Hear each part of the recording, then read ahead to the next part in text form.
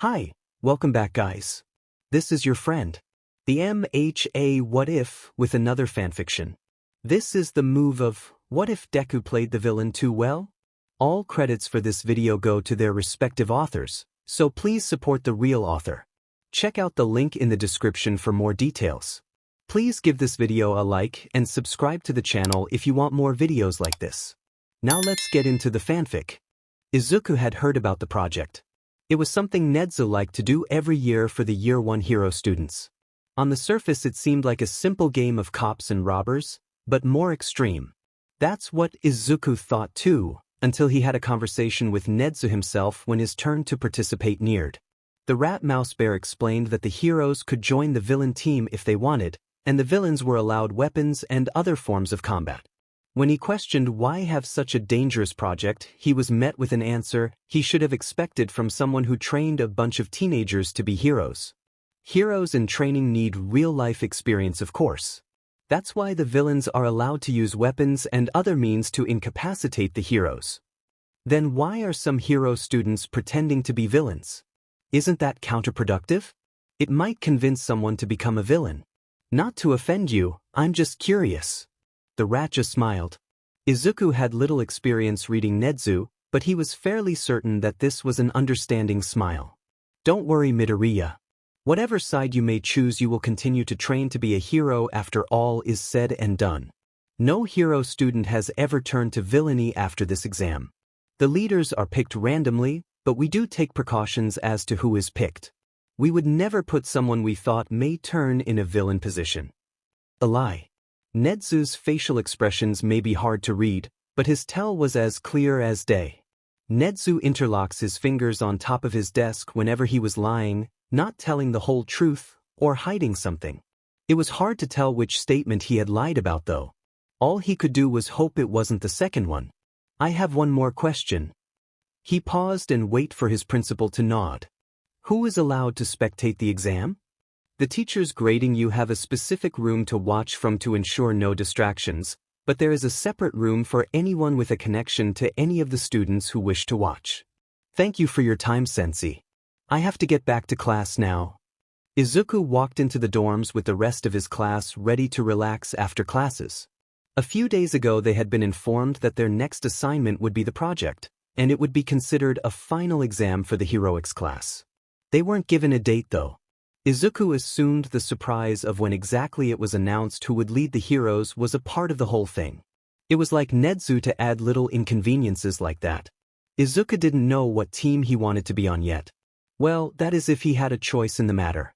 He knew morally that it would be right to join the heroes, but the voices in his head always wanted otherwise. This would be the perfect time to let them have their way. It might quiet them down for a little while if he let go of control for a few days. Izuku felt someone tap him on the shoulder. He could already tell who it was just by how gentle it was.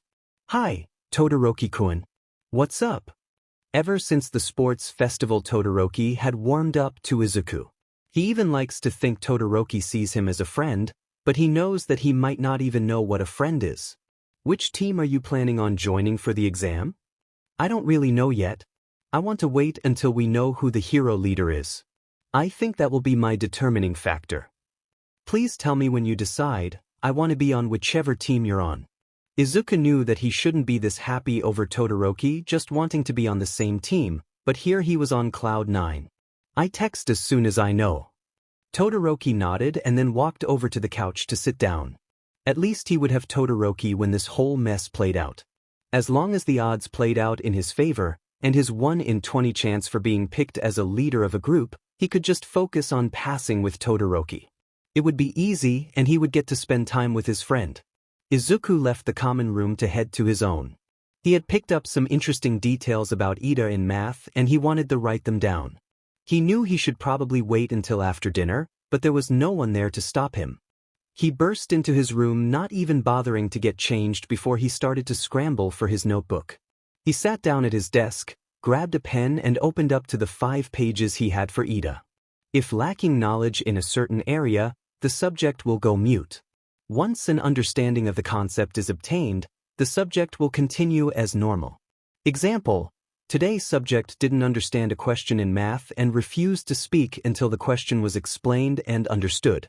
It wasn't much, but it could be used. Putting him in a situation where he lacks the knowledge to execute a functioning plan would incapacitate him. That was something to keep in the back of his mind. All of a sudden he got a text. Todoroki, Aizawa wants everyone in the common room for an announcement. I think it's about the exam. Midoriya, I'll be right there. Izuku went down the elevator to see his entire class crowded around who he assumed to be Aizawa. When he pushed through he saw that he was right. Now that everyone is here we can continue. Tonight envelopes will be put under the villain and hero leaders' doors. They will explain the objectives of each team and all that jazz. From 8 until 9 I ask that you all stay in your own rooms. At 9 tonight the hero leader will reveal their identity, and if the villain leader wishes they can too. Sign-ups start tomorrow. You must be registered on a team within the next week. Each team has 2 weeks of prep and the exam is 5 days long. Classes will be cancelled until the end of the exam. 1 hour. That's all he needed to last without having anything unplanned happen. Easy enough. Only it wasn't easy. Izuku had a feeling Netsu letting him ask direct questions was more than just that he felt bad for Izuku. Something was up, and he really wished he didn't know exactly what it was. Izuku made his way back up to his room. He had about 3 hours before they handed out the envelopes. Izuku would need to make plans. Who he wanted on his team in the not-so-odd case he was a leader of one. He would have Todoroki obviously. Everyone else he wasn't so sure. They were all here to be heroes, but some might join the villain team anyways. Tokoyami might want to join, maybe Yaoyorozu as well. They weren't always talking about being a hero, so they might consider it. Then there was Class 1B. They might have an interest as well. Monoma would take whichever side had the least extravagant leader. The others he wasn't so sure. Izuku never really got the chance to talk to them. That would change though. Whether or not he ended up being a leader of a team he would be stuck with them for almost 3 weeks. He started to write down his thoughts, creating a profile on everyone he knew well enough. There ended up being about 5 people he knew would join the villain team. Todoroki, Tokoyami, Yaoyorozu, Ojiro, and Jiraiya. Todoroki would follow him through fire quite literally. Tokoyami was the closest person in their class to a villain minus Izuku. Yaoyorozu was smart enough to want the mental challenge, and Jiraiya would go with Yaoyorozu. The only thing that would stop these people would be if they received a leadership position on the hero side. Izuku picked up his phone to check the time. He was expecting it to be 5, maybe 6 o'clock, but no. He had been working for 2.5 hours on profiles for who might join the villain team without any confirmation that was even the leader. Stupid Izuku. Looks like you're finally going to break. It was too early for this to start now. He had worked so hard to keep the voice quiet. I can't be that monster. Not yet. Izuku had been resisting the temptation to give in ever since he was 4. He liked seeing how people reacted to stuff, and how they squirmed under pressure, but when his mom found out about his little experiments his fun was ended. She told him that people need to help other people. He didn't want to disappoint her, so he did his best. He used heroes as an example of what to be. Everyone loved them and they helped people, so if Izuku could become a hero then no one would hate him. He discovered All Might and the rest is history. It took a few years to gain control, but he did it and now it was all going to crumble. He was going to F something up and never be able to become a hero. No. You can't let it get to your head. That will make it worse, Izuku. He said to himself. He had to keep up the sunshine smile for the sake of his friends. He couldn't falter. They would all hate him if he did. Katsuki didn't give a F about this exam. Just make sure Deku was on the hero team and everything would go fine. It would just be another dumb test keeping him from being number 1. The goddamn reveal was past his preferred sleeping time. He would have to stay up until FING9 for a project. He was going to yell at someone for this. School shouldn't be outside of school hours. Shitty hair. What the F do you want in your ramen? Also where the F is that? I'm not cooking for him if he's not here. Katsuki was probably just paranoid about what happened when they were kids, but he needed to know if Deku was planning something. Deku was really creepy when he planned, almost like he was holding back information at any given moment. Whatever, as long as there's meat in it, Bakubro. And I think Midoriya's in his room. Deku was probably just watching All Might videos or something. He always did that in his free time. The nerd couldn't keep himself away from those things. Everything was going to be fine. He would beat Shiny Deku by being the best hero on the team. When they were all sent to their rooms, Katsuki was half tempted to sleep for the entire hour and not care who got to lead a bunch of extras through a bullshit exam, but then again he was curious how bad it could be.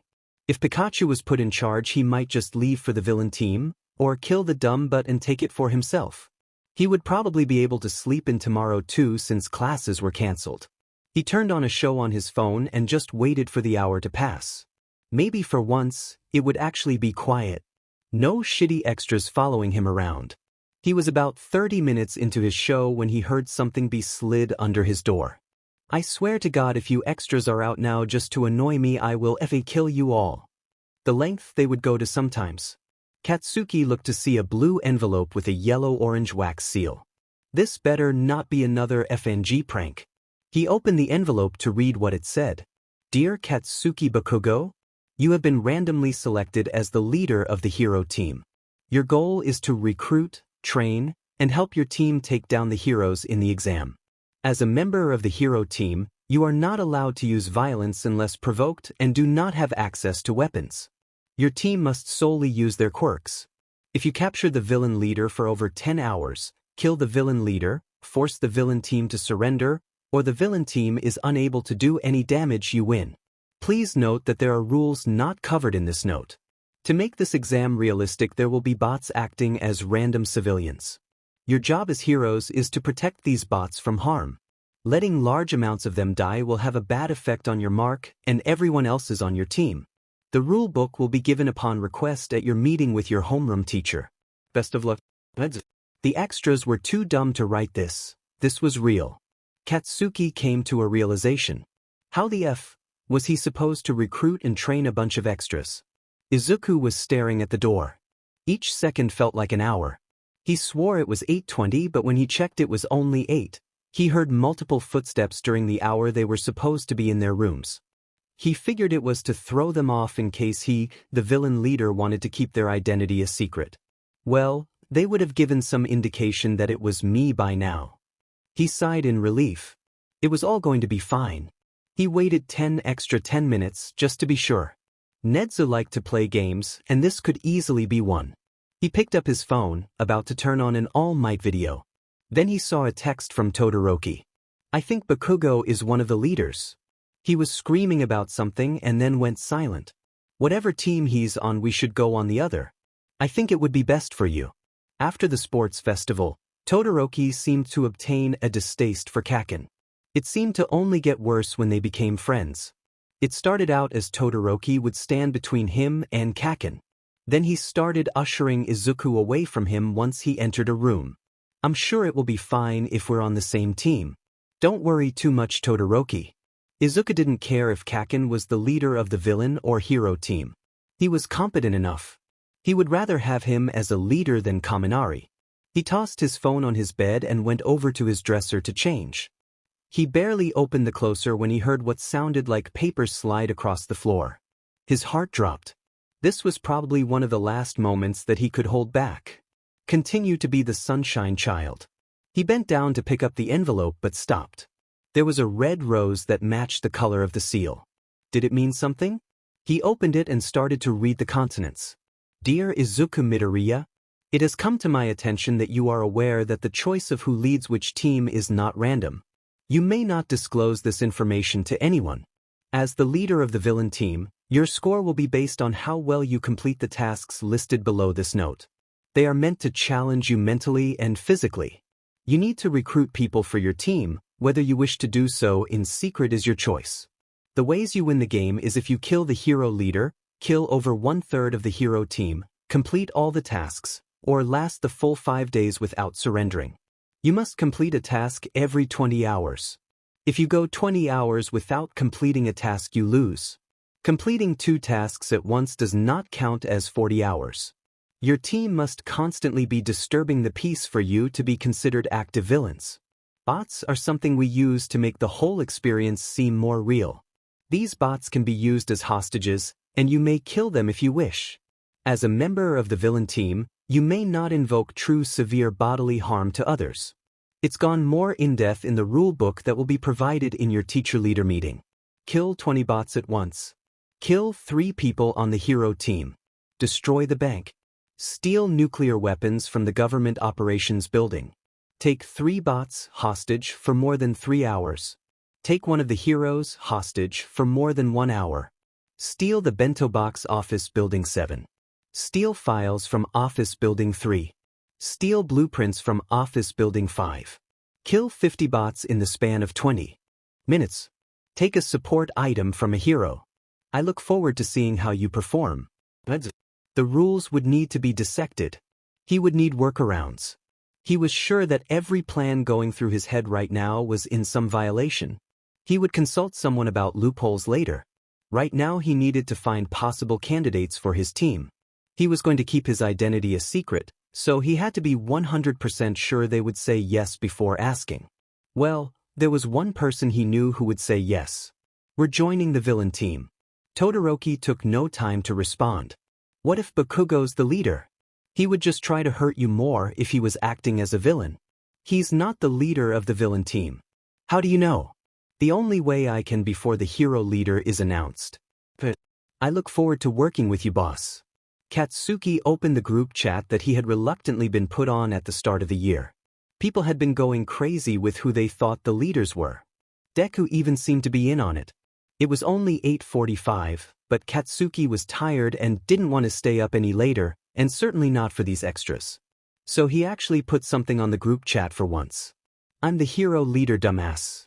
Don't bother me till tomorrow or I will kill you. Katsuki knew his phone was about to blow up with messages, but did he care?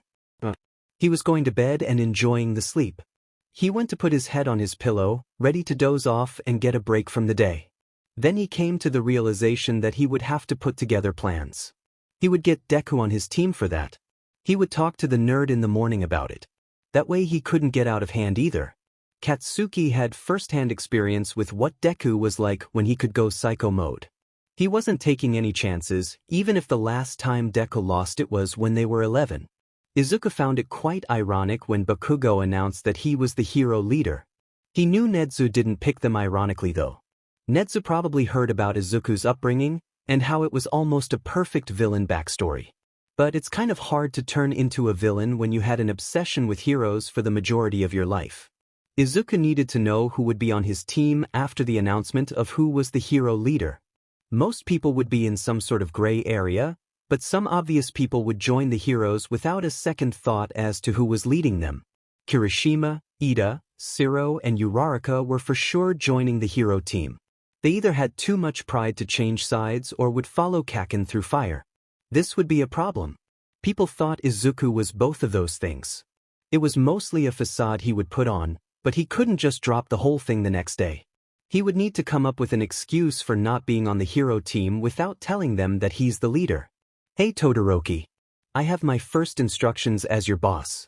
Izuku felt bad asking this of Todoroki. The boy already does so much for him outside this exam, but he doesn't have any other choice. People couldn't know he was leading the villains, not this early into the game. What do you need? If people ask why I'm not on the hero team, could you say you asked me to be on the villain team? It's believable enough for people not to question. I just need another person to be in on it. Of course, Midoriya. Thank you. The fact that that text took him less than a second to type back was concerning to Izuku. Was Todoroki just going to blindly follow him? Although he thinks it unnecessary, Todoroki insists on helping Izuku out in any way possible after the sports festival to pay him back for getting Todoroki to use his fire and seeing it as more than just his father's quirk. But it had gone too far after a while. Izuku thought that the help with Stain was enough to call it even, but then Todoroki would step in between him and Kaken. Not just once, but every single time he could. He was protecting Izuku, and he didn't know how to feel about it. He didn't know why Todoroki would do so much for him. Surely he thought this was more than enough payback for the sports festival too. Izuku pushed past it for now. He needed to plan. He had heard in the past that students from other courses were allowed to join teams, but weren't required to, and oh God, did this help Izuku. After the sports festival, he kept in contact with a few people. Mei and Shinso to be exact. He would spend lunch with them sometimes, and if he just wasn't feeling it one day and the cafeteria was too loud, Mei would let them eat in her lab. Todoroki eventually caught on and joined them. He didn't like being away from Izuku. He had even overheard a conversation where he asked Aizawa to change seats with Kaken. His request was denied, of course, because Aizawa didn't really see any benefit in it. Izuku would have to see what type of weapons Mei was allowed to make for the exam. She would jump at the chance to test her babies in the field, but Shinso, he might be hesitant to participate in an exam where he would be seen as a villain, and by no means would Izuku force him to. He would just ask and hope for the best. Izuku also thought he could get Monoma on his team too. The guy hated Kaken more than he hated Izuku. Kaken was arrogant and Monoma took that as proof the whole class was bad. This meant with the right manipulation tactics put in place, Monoma would be a guarantee. The rest of Class 1B would be hard to gauge though. He didn't know any of them very well. They never were able to talk to each other outside of projects that always seemed to be a competition between the two classes. This was different, they could actually work together this time. Oh shit. He needed to analyze Class B's quirks now. Here's to a long night of studying for him. In the morning, Izuku found himself wandering downstairs into a bunch of chaos. How lovely. Everyone was screaming and yelling, deciding who wanted to be on what team. The funny part was that everyone who was making a huge scene was the people Izuku marked down as definitelys or probablys for the hero team. Good luck with those guys, Kaken, Izuku mumbled under his breath. Izuku was probably going to get his own band of idiots, but his would at least be organized. Kaken was practically dealing with preschoolers. Izuku took a seat next to Todoroki. It had become a habit after a while to sit next to him. Todoroki would inevitably move if Izuku sat anywhere else. Yet another thing Todoroki does as a protective gesture. Good morning, Todoroki-kun. How did you sleep? Keeping up simple small talk like this is most likely to deflect people from looking into him. Todoroki and Izuku talked often, so it wouldn't be considered strange. Pretty well. How about you? I can't say I slept that well. This project's got me worried. I'm not sure what team I should be on. Izuku placed the bait perfectly, it was just a matter of Todoroki taking it. They had discussed the topic last night, but it would be better to have proof and witnesses. Well, I'm joining the villain team. I want you to as well. I need a friend there. We can register together. This is why Todoroki would be a trusted team member. All right. You've already got this one wrapped around your finger. He basically does whatever you tell him to. And here I thought you would keep being a hero until you had at least 5 people on your team. He didn't manipulate Todoroki, he just helped him through his trauma. Izuku never asked or meant for Todoroki to follow him like this, that was his choice. He was still a good person. People didn't think he was a monster, or at the very least, not yet. Other than that, what do you want to do today? We don't have classes, so we're stuck to our own devices until training starts, Todoroki said. However, that was only true for everyone except himself and Kaken. He had meetings to attend and plans to put together. Not to mention that he had to convince Monoma and Shinso to join his team. All Might said he wanted me to train today. So I don't have much time on my hands today. Todoroki nodded in understanding. He would explain what was actually going on to Todoroki later. I could use your help with something though. He took out his phone and texted a name to Todoroki. He looked at the notification in confusion. I need you to talk to them about Kaken and what he thinks about their class. Can you do that? Yes. And that was one less thing Izuku had to do. Monoma should be easy enough if you could convince him Kaken was his greatest enemy, and it wasn't hard to do that. After all, they both thought they were the best, and that would be both of their downfalls. Katsuki didn't care if most of the extras joined his team or not. He could win this thing alone if he had to. The only person he needed was Deku. If Deku willingly went on the villain team, it meant that he was still the same effed-up kid as his 4-year-old self was. Only this time he would have the tools to do some actual damage. He rushed down the stairs only to be met with a mob of extras. Bakubro, I want to join your team. We'll be the manliest team. Hey, Bakugo. I've already registered on your team. I look forward to working with you. But Kogo, I request that you consider me to be on your team. I thought it would be impolite to register without asking you, and as the class representative I must set a good example. They were all swarming him, and he was not going to put up with any of it. Get out of my FING way extras. I need to talk to Deku. They backed off a little bit, but they were still on his tail. Deku was sitting next to Icy Hot. Icy Hot was always clinging to Deku. Why would anyone want to cling to Deku? He was so annoying and on top of that scary in the right situations. Deku! They turned around to face him. I wasn't talking to you half and half. He walked over to them so he didn't have to yell. What do you need, Kaken? You're joining my team. He grabbed Deku's upper arm to drag him to a teacher so he could register, but then Icy Hot said something.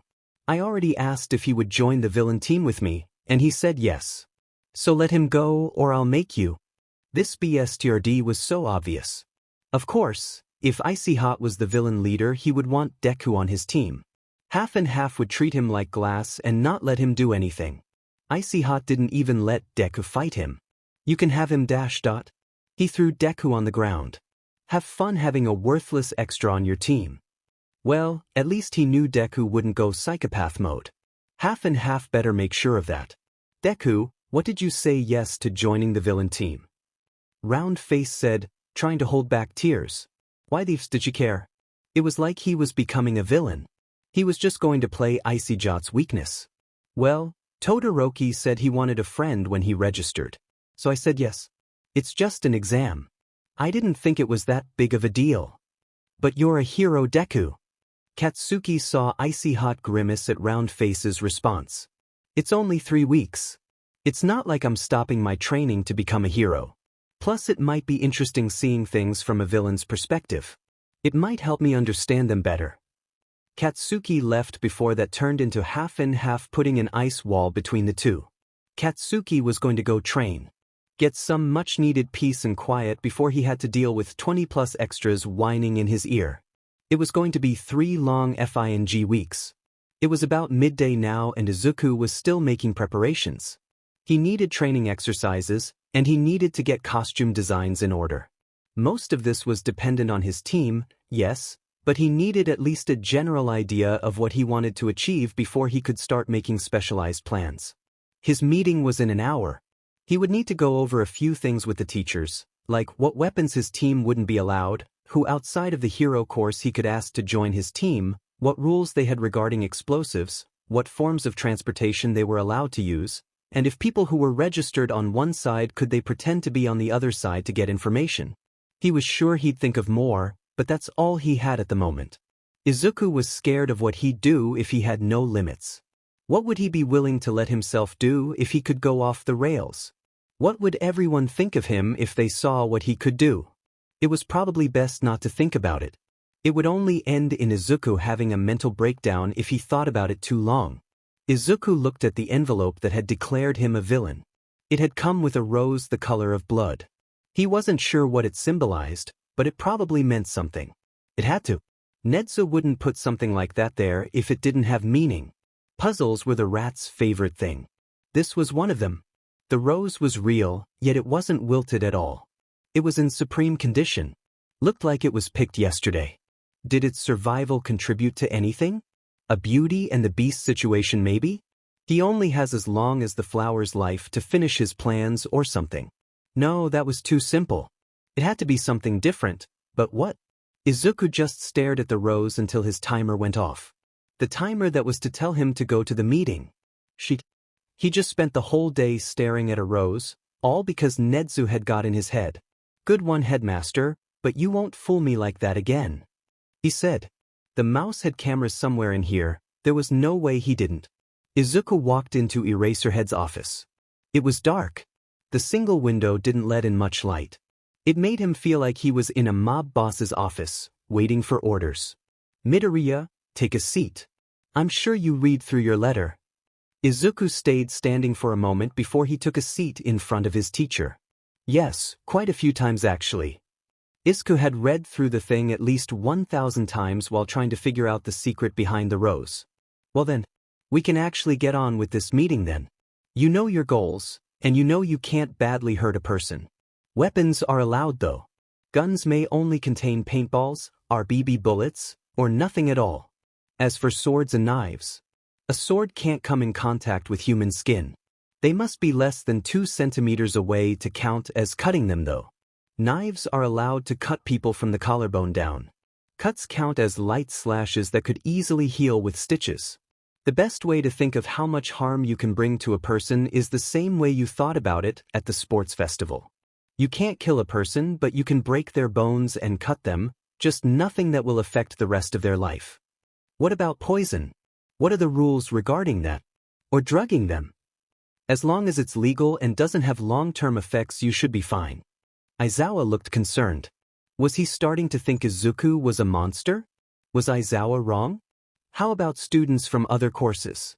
Are they allowed to join this project? As long as they consent, they can join. They even get extra credit points. Any other questions? He asked tiredly.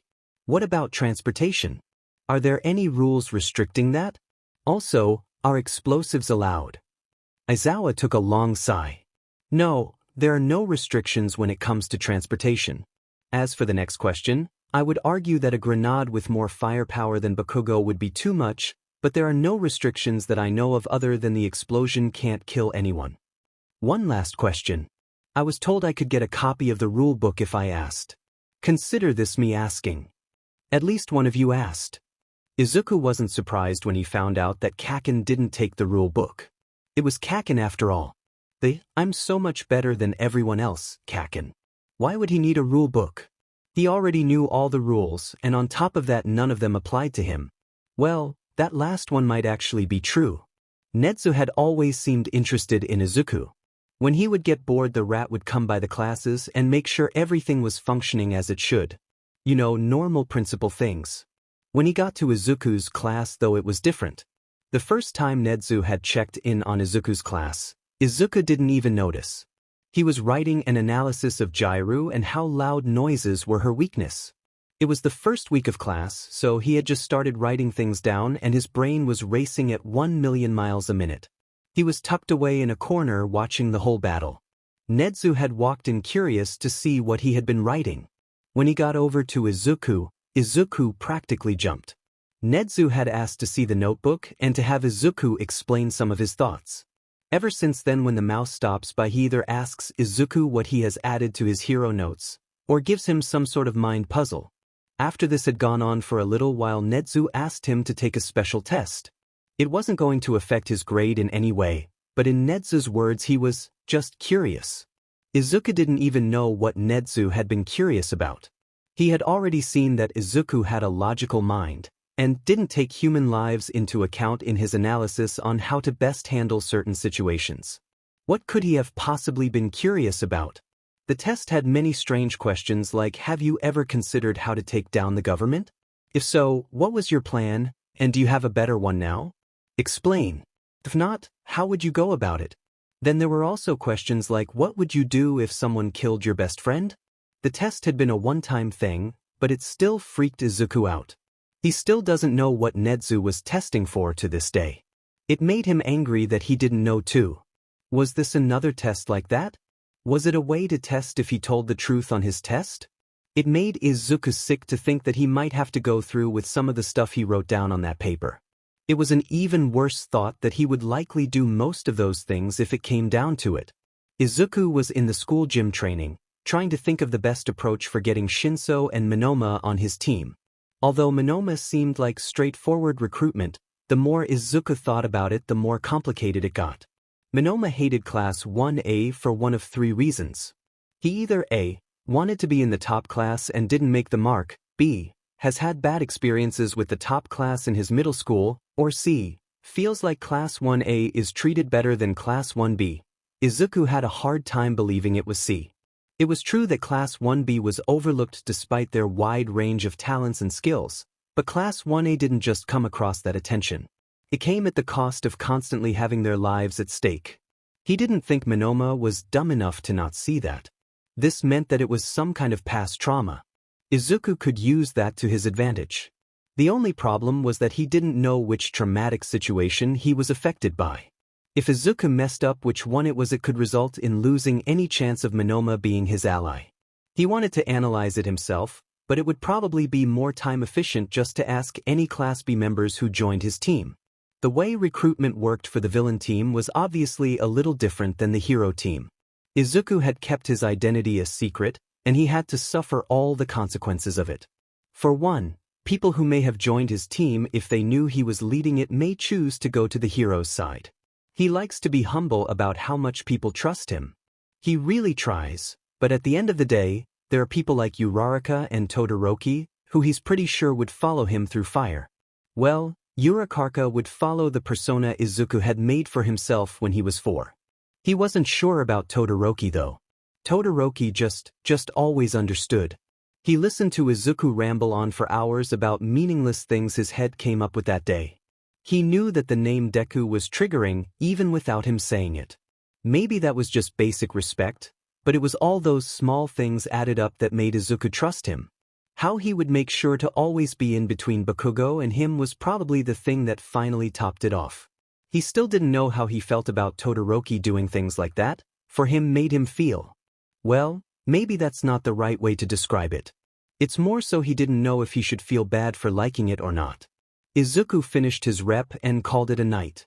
He had requested that anyone who registers under the villain team be told to meet outside the school gym under the maple tree at 8:30 p.m. Due to this overlapping with his training schedule, it wouldn't raise too much suspicion. To no one's surprise, Todoroki was already there waiting for Izuku. Although the person whom most people suspected to be the villain leader, at the fault of this morning's affairs, Todoroki was not typical out and about in the dorms. The only time he had really ever been in the common room was if Izuku was there, and most of the time he was training or working on analysis. So it would be easy for him to sneak out without being noticed. "Hi. Anyone show up yet?" "No, but it's only 8:15, so I'm not surprised." Todoroki was right, but he was still a little nervous. "Do you think anyone will show?" Izuku had kept the thought in the back of his mind. Although he had people he deemed as guarantees, they were all still here to be heroes. All he could analyze was how open they were to a villain ideology and the little information he had about their upbringings and what could possibly make them feel a little satisfaction if given a chance to go rogue. "I don't know." It was honest. Todoroki was good at that. Maybe that was part of the reason why he trusted Todoroki. He never tried to lie to Izuku. Although it wasn't like everyone else in his class was actively trying to lie to him. It just felt like they would do so without hesitation if they needed to.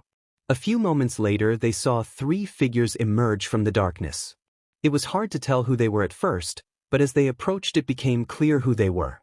Tokoyami, Yayurozu, and Jiraiya. Admit it. The way you read people is a villainous trait. It will be the hero's fall. Izuku pushed down the voice. He couldn't talk back right now. He had a job to do. "Has the villain leader shown up yet?" Jiraiya asked. Izuku couldn't blame her for not putting it together. It's not like he acted like a villain. Years of learning how not to let the voices control you were at fault for that. "How do you know he's not already here?" Todoroki spoke up. Maybe it would be good to have people think Todoroki is the villain leader. It would certainly take the heat off of him. Kaken already thought it was Todoroki. If the heroes thought they were ahead, that could be used as leverage to an extent. "So it is you, Todoroki." Right. Tokoyami was in earshot of the incident with Kaken. "I had my doubts and thought you were just standing up for Midoriya, but I guess it would make sense. You and Bakugo would make for an entertaining fight." Tokoyami was observant. He disappeared in crowds a lot of the time due to how quiet he is. That led to him picking up on small details that others just brushed off. It was something they had in common. Close, but not quite. "Todoroki is my decoy. He'll take the heat off me if people get suspicious."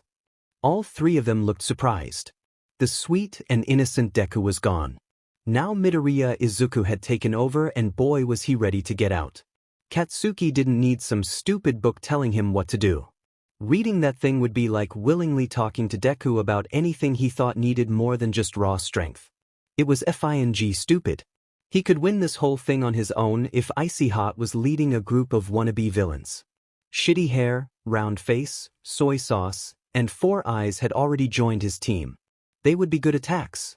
Even though they were just some extras, they knew what they were doing when it came to fighting.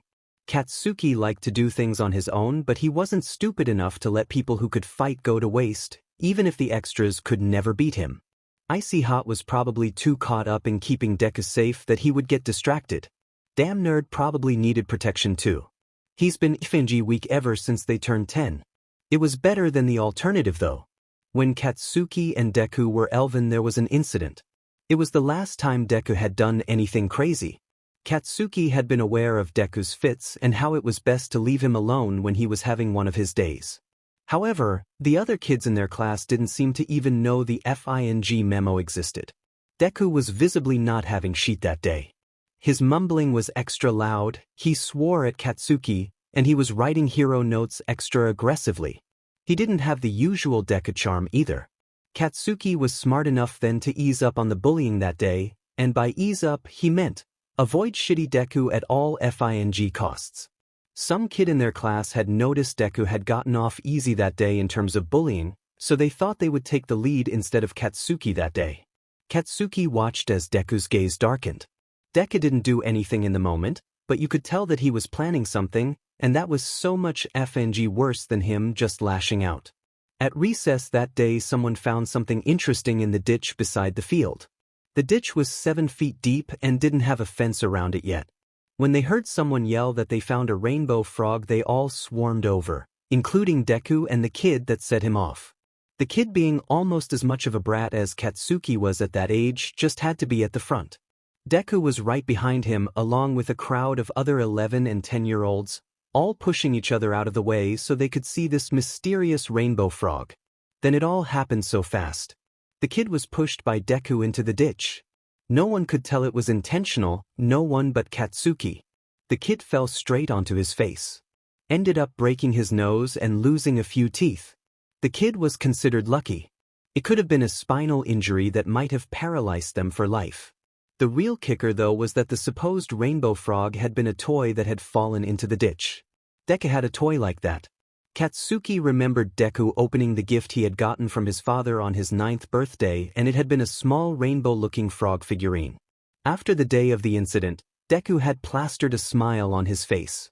He wasn't sure if Auntie Inko had found out or if Deku had realized he had gone too far that time and felt guilty. Whatever made Deku stop acting crazy, Katsuki thanked it every night. He was never convinced that it fully got rid of it though. Sure, Deku had become his weak, too kind for his own good self, but it all seemed fake, like the real Deku was stuck behind the curtain people made him put up. Todoroki wouldn't let him go batshit crazy though. He fawned over the shitty nerd, so he probably wouldn't let Deku participate in hand-to-hand combat. It would all be fine. Deku was better now and Todoroki was there to keep him in line. Izuku had texted Mei about the project. She took less than a minute to respond. It was along the lines of, yes. I'm gonna test all my babies. Izuku wasn't surprised in the slightest by her response. But now he was on to the hard part. Shinso and Monoma. He decided to go with Shinso first. They had a better relationship, and Shinso wouldn't laugh in his face if he didn't want to join the team. He also would go tell the hero team that he was the villain leader. He walked into the general studies dorm. Most of the students had seen Izuku in there before talking to Shinso, so him being there was nothing new. Hey guys. Where's Shinso? They all seemed to gesture to the dorm rooms, so Izuku followed suit. He had been to Shinsu's dorm room a few times before. It was a lot quieter in the general studies dorm. He had noticed that the first time he had come in, there was no one screaming or throwing furniture or trying to put out a fire. The loudest he's ever heard it was no more than a group conversation. Izuku almost asked Shinso if he could move in. It would give him more brain room to think if he didn't constantly have to deal with whatever the abomination of his class was. He arrived at Shinsu's door, which was unsurprisingly closed and locked. Izuku knocked on the wood, taking a quick breath to brace himself for the conversation. The door creaked open. I swear if one of you is here to bring me food, a guy. Hey Midoriya. What are you doing here?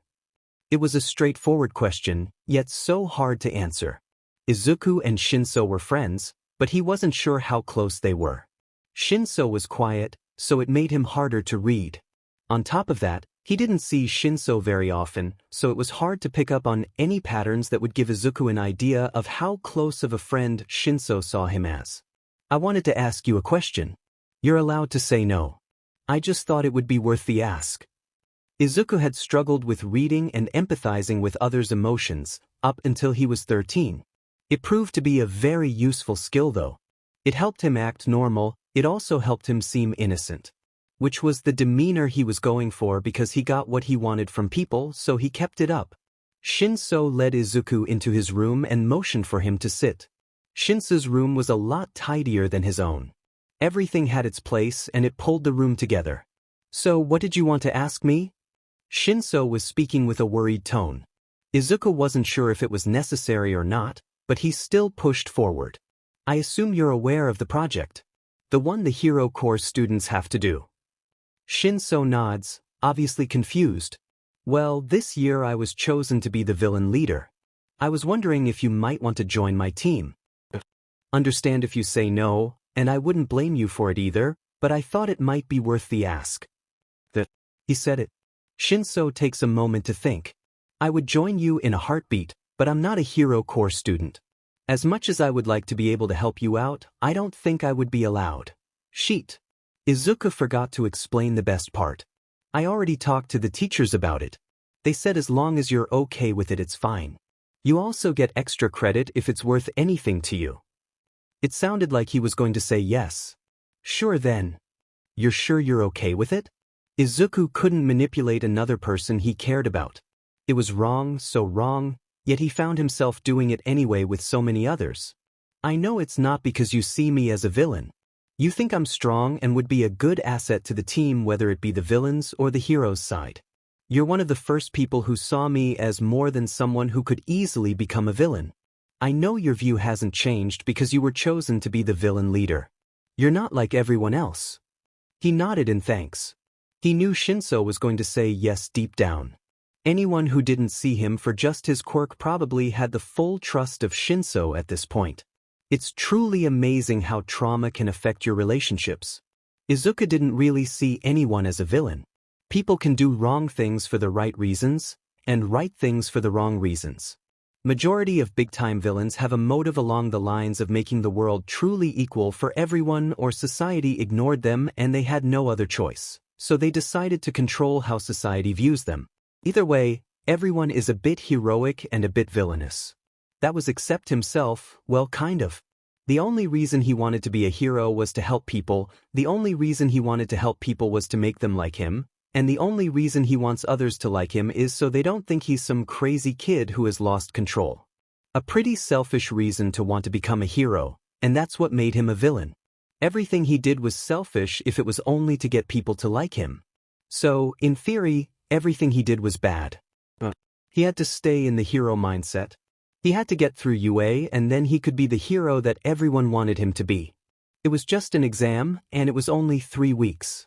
He could get through that without breaking. Hopefully. Netsu called Izuku into his office later that day. Izuku wasn't sure why. He hadn't pushed any of the rules yet, so there was no need to reprimand him. There was nothing in the rules saying that Todoroki couldn't pose as the leader as long as Izuku was still in charge, and that was the only thing he did that was out of the ordinary. Midoriya, Netsu says excitedly. Please take a seat. Izuku did as instructed, sitting in one of the 2 chairs placed in front of Netsu's desk. May I ask why I'm here, sensei? Oh, Midoriya. Is it really all that rare for me to call you into my office? His principal was right. Netsu had taken him out of class every so often so he could sit in his office and write his notes in peace. Netsu said he understood the need for a quiet room and a good cup of tea to truly be able to focus. Netsu would check in on him every 20 minutes or so to ask what he was writing, sometimes asking for his opinion on how to take down some villains the heroes had been struggling with. Those meetings were once every 2 weeks if Izuku was lucky. Netsu said they were so he could foster Izuku's mind, and apparently when he had the ability to focus it helped, but he thinks that Netsu just understands that people can be a lot. He barely got through the day without breaks. When he got to spend lunches in May's lab and a few afternoons in Netsu's office, he didn't like that he was going to crawl into a hole and die when it was time to go back to the dorms after classes. I guess it's not rare, but I do have the next 2 weeks off for prep. It's not too hard to find a quiet place when I'm free to roam campus. Nedzu smiled like Izuku had just solved one of his puzzles. Well, it's true I didn't call you here to plan out hypotheticals. You're welcome to do so here after the fact if you would like. I called you here because I made some edits to your objective sheet. I realized I had the standard one written in the contents of your letter. I'm here to show you the list I made for you. You're one of the brightest minds I have ever encountered at this school, Midoriya. It would be a waste if I just gave you the standard objectives. Nedzu proceeded to place a stack of 10 sheets of paper on his desk in front of Izuku. These are your new objectives. Due to the amount of them, I've come up with a new system for you to win through objectives. Each task is ranked by the difficulty and how villainous it is. Each objective is worth a certain amount of points. You need 10,000 to win. The objectives are sorted by least valuable to most valuable. Thank you, was all Izuku could think to say. He didn't even know what he was thanking Nedzu for, but as he looked down at the page he regretted saying it. Kill 3 people on the hero team was 10th from the top, being worth 10 points. That was the most villainous on the last list. He swallowed before he looked at the 10th page. Make 3 people on the hero team commit suicide through using a dull knife to cut themselves. Worth 1,000 points. Izuku didn't even know what to think. Unlike the general studies dorm, the 1B dorm was very loud. People were screaming across the common room about who knows what. Izuku swore he could hear 3 conversations going on, but they were all talking over each other to the point where you couldn't make out what anyone was saying. It felt normal. Kendo was the first to notice him looking around for Monoma. Hey, Midoriya, right? What can I do for you? Kendo wasn't on a team yet, and he wasn't certain about which side she would join. He had tried to gather more information on Class 1B after he became the leader of the villain team. The best he got was Kirishima talking about Tetsu. I'm actually looking for Monoma. He seems to always have advice for 1A, so I was wondering if he could give me pointers so I can improve before the final exam. I want to do my best and I'll take all the help I can get. He internally cringed at what he was saying. The Deku mask came in handy for situations like these. People thought he couldn't hurt a fly, but in reality he had taken on villains at the USJ and had no intention of letting them get out with just a few scratches. He's in the kitchen. If he gets to be too much, come and find me. He shouldn't be hurting your feelings in any way. If he's ever to become a better person, he'll have to learn how to be kind to people he doesn't like. No offense. None taken. Kendo leads them to their kitchen where Mama is having a conversation with one of the girls from 1B. He seems a lot more normal than he does when he talks to 1A as a whole. He's talking at a normal volume and seems to be genuinely interested in what the other person has to say. Monoma. Midoriya here wants to talk with you about something. Monoma turns to face Izuku, taking a second to register who he's seeing. Izuku can feel a droplet of sweat start to form on his temple while he's examined by Monoma. It's all performance though. Deku makes people think they have the upper hand in a negotiation, when in reality they've already lost. What's this? Class? A scum coming here to finally admit we're the superior class. The flip from socially normal human being to overdramatic and jealous is honestly impressive. Izuku has to hold himself back from laughing. I can't really speak on behalf of my class, but I did want to ask you some questions. Do you mind if we speak somewhere private? Monoma rolls his eyes. Every action he took seemed to be over-exaggerated to the point where it was funny. If Kaken were in his situation, he would be laughing his butt off. Izuku had taken extra care not to lie at all either. The better their trust was, the more likely he would say yes. If we must.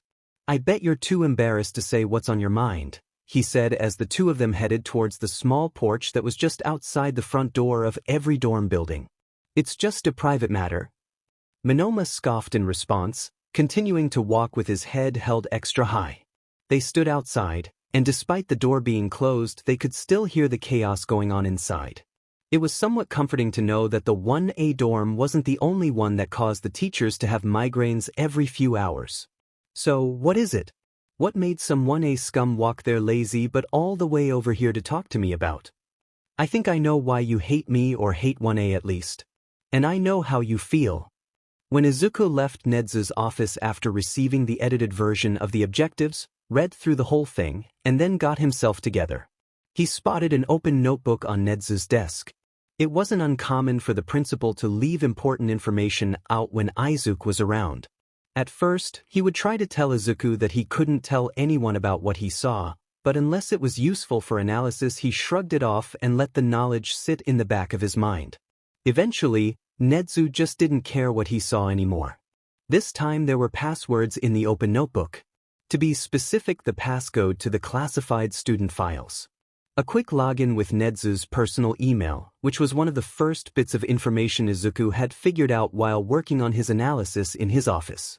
After an hour or so of searching, he finally found the document that held Monoma's past, and it was not pretty. In middle school, he had multiple cases of being bullied by upperclassmen. Mona was apparently really good at maths. Good enough to be moved up a year in that class. Izuku could only imagine all the bullying that he had to endure for that. Based on his personality now, the bullying probably had a lot to do with upperclassmen thinking they were better than him and giving him shit for being in their class. How would one of the Class 1A scum, who has had everything handed to them on a silver platter, know anything about how I feel? It was a fair question. Izuku had everything Monoma wanted. A heroic quirk, a spot in the A class, but it wasn't like he had just stumbled upon it. Before Izuku wanted to be a hero and be exactly what people wanted him to be, he didn't notice the bullying, but as he grew older the meaning behind people's words became clear. At first, he wanted to hurt them back, and sometimes he did. After the age of 11 though, he knew if he wanted to be a hero then he couldn't even think about hurting others. It's probably what made being a villain for 3 weeks sound so good. I was bullied in elementary and middle school for something I couldn't control. People constantly hurt me because they thought I was less than them. I know how it feels to hate people who think they're better than you. How you just want to watch them burn. Monoma looked shocked for a second. Monoma hadn't seen anything other than Deku before, so it wasn't too hard to believe that he would be shocked just from the tone Izuku was using. How was someone like you bullied? Your quirk doesn't teeter along the lines of being normal and villainous. You probably had everyone on your side, because you just had to become a hero, there was no doubt about it. You're the perfect hero in every way. I didn't always have the perfect quirk, and everybody seemed to hate me because of it. I was a late bloomer, really late. People assumed I was quirkless for most of my life. They thought they were better than me. They used me as a punching bag, and I just stood there and took it, because in my mind heroes weren't allowed to hurt anyone. That is why I admire you. You don't let anyone think they're better than you and still are becoming a hero. Even though I don't know how to do it, you've shown me that it's possible. Izuku wasn't exactly lying, but he was stroking Monoma's ego. It was a tactic he used with Auntie Mitsuki when he wanted to get out of things, but this time he would be using it to get someone in. The smug look fades from Monoma's face. I didn't know. I'm sorry. You just feel like everyone thinks they're better than you sometimes? Yeah. Then let's show the most arrogant, self-absorbed person in the hero course that we're better than him. Monoma, if you join the villain side we can show them just how wrong they were about us. Plus, it's either me or Kaken. I can't speak for Kachen, but I know if you join my side I would make sure you were respected. I was planning on making you a lieutenant. Monoma just sighed. I want you to know I still hate you and your class, and by no means do I trust you. I'm not sure how you know about me, but I would rather die than have to work with that BS. You are also one of the more standable 1A brats, so joining you would be the better option anyway. You are the villain leader, right? You seem to be implying it. Yes, but you can't tell anyone. Other than my lieutenants, no one will know I'm the villain leader. Todoroki will be posing as the villain leader to confuse the heroes. Everyone else on the villain team. It's so I can make sure there's as little leaks as possible. I hope you can comply with my terms. Izuku held no power in this situation. Everything was in Monoma's hands. He could tell everyone who Izuku was, and Izuku couldn't do anything about it without threatening someone. They're not good enough to know the truth anyway. Your secret is safe, but if you even for a second start to think that I'm not as good as you, I'll go telling everyone exactly who you are, and if I can't do that I'll make you pay in ways you can't even imagine. Izuku nodded, knowing Monoma's promise would fade as soon as Deku did. People stopped threatening Izuku after they realized Deku was just a face he put on to please others. Deku was easy to threaten, but Izuku Midoriya took threats as a challenge. He was already finding ways he could make Monoma obey his every command. He waves goodbye to Monoma after getting his number. Monoma doesn't wave back and scoffs instead. You've done it again. You're going to manipulate another person just so you can get a good grade. You may as well just let loose at this point. You already put a plan into action for making him extremely loyal. Oh yeah? And how's that? I know how you feel. My God, I laughed out loud. I give it a week, maybe less before you have him wrapped around your finger.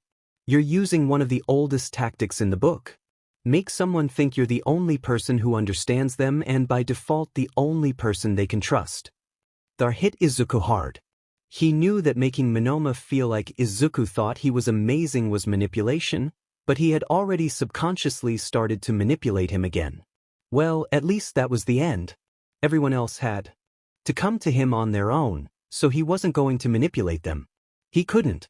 You'll find a way. You always do. You'll eventually give up and let me out. You already know the longer you keep trying to suppress me, the worse I'm going to be when I get out, right? I don't know that for sure. It made sense that it would work like that. Energy worked like that, emotions worked like that, but he wasn't sure if the crazy side of his brain worked like that. He hadn't tested it, and he definitely didn't. Oh please, when has your gut instinct ever been wrong about me? Whether you believe it or not, you will always know. Katsuki knew it was probably fine, that Icy Hot wouldn't let Deku get to the point where he would burn an entire FING building to the ground, but he had to talk to him. He had to make sure Half and Half wouldn't let the nerd destroy everything in his path. Katsuki frantically knocked on Icy Hot's door. He probably looked like some pathetic extra who needed help with an assignment due tomorrow or something, but he couldn't care less right now. Making sure the world doesn't burn at Deku's feet was more important. Todoroki opened the door and they locked eyes. Their way of saying phew and hi at the same time. What do you want? Icy Hot said, almost snarling. If he was in any other situation, he would have started screaming at Todoroki, and this would have turned into the fight that happens most nights, which consists of them almost tearing apart the dorms because someone said something the wrong way, or Katsuki got too close to Deku for Icy Hot's liking. We need to talk about Deku. His name is Midoriya. If this was important, wouldn't using a name that isn't an insult make sense? Why the f was Icy Hot caught up on this of all things now? It's his FNG hero name. That doesn't change the fact that you use it as an insult, or that it is one. I don't even like when Uraraka uses it, but at least she has good intentions. Katsuki wanted to scream, to argue that Deku was obviously fine with it, but that would only distract him. FNG fine. We need to talk about Izuku. Icy Hot nodded his head for him to continue. He was still cold and reluctant, but at least he was cooperating. I know you're the villain leader and don't try to deny it. I also know you care too much about that Izuku, so I want to warn you about what he'll do if given the chance. Half and Half just stares at him blankly. Was this his way of saying Katsuki was FNG crazy? That little, no. He had to make sure Deku didn't do anything that would break you. He'll hurt people, rip them limb from limb. He doesn't know control, and he doesn't understand how it affects other people. Sure, that was exaggerated, but it was called for. Icy Hot didn't really get the point sometimes. How is that any different from you? What the f did he mean by that? Deku was never direct, of course. It was different. He never lets anyone know he's the one hurting them. He's effing insane. He rarely gets caught. He always has a way out. I can take responsibility for my actions. Okay, so let's say I actually believed you. You're saying that Midoriya hurts people with no motivation and the only way he's different from you is that he's smart enough to not get caught? 'Cause that's what I heard. Why did Icy Hot always have to twist his words? Deku was different from him, they had always been different. Deku was silent most of the time, and that was when he was the scariest. No one had a clue as to what was going on inside his head. It could be how to take over the world and not a single person would know.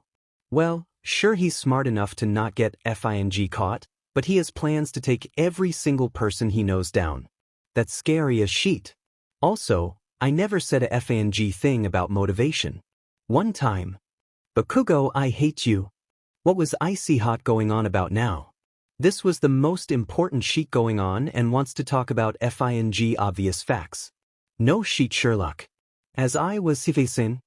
I hate you because you treat Midoriya like nothing more than a waste of space. I hate you because all you do is yell and complain about stuff that bothers no one else. I hate you because Midoriya jumps out of fear every time you slam a door. And I hate you most of all because Midoriya can't find anything wrong in what you do, or at the very least lets you do it because it's not that bad. I give you my word that I won't let him get hurt, but I will certainly let him get any and all his suppressed anger out. Todoroki closed the door, ending the conversation. Ugh, this was a FING waste of time. Deku's crazy sheet typically puts himself at risk, so it might not be that unmanageable in the exam. He would just have to look out for anything that would mess with him psychologically, but even then Icy Hot's idea of safety means Deku isn't allowed to be closer than 6 feet to Katsuki, so he might not even be able to get away with that. What was he even thinking? Deku hadn't acted out in years and practically hid behind half and half. He was probably fine, but he had to try to tread lightly, despite how much he didn't want to. Izuku stared at the blood rose sitting in a glass vase. The rose was attached to his envelope that said he was the villain leader. There were small indentations of blood roses in the margin on the sheet of paper. His note was written on too. They were also on the stack of papers that Netsu had given him containing his new objectives. Izuku recalled a time when Netsu had talked about them. It was right after the USJ incident. He was scared that Shigaraki would come to hurt them again. He couldn't make out many weaknesses, or figure out any patterns about the way he acted. It was all so stressful. Midoriya, you shouldn't worry too much about Shigaraki. You can tell how much you need to worry about them based on blood roses. He reminds me more of a cat. He may be powerful, but he's sloppy. You set up a trap for him and he'll fall right into it. Blood rose villains are the ones setting traps for us. They're the embodiment of evil. You fear them not because they're powerful, but because they're always 10 steps ahead. That had Izuku thinking for days. There had to be a truly scary villain that wasn't by Netsu's definition. He thought about it, but the more he did, the more accurate Netsu seemed.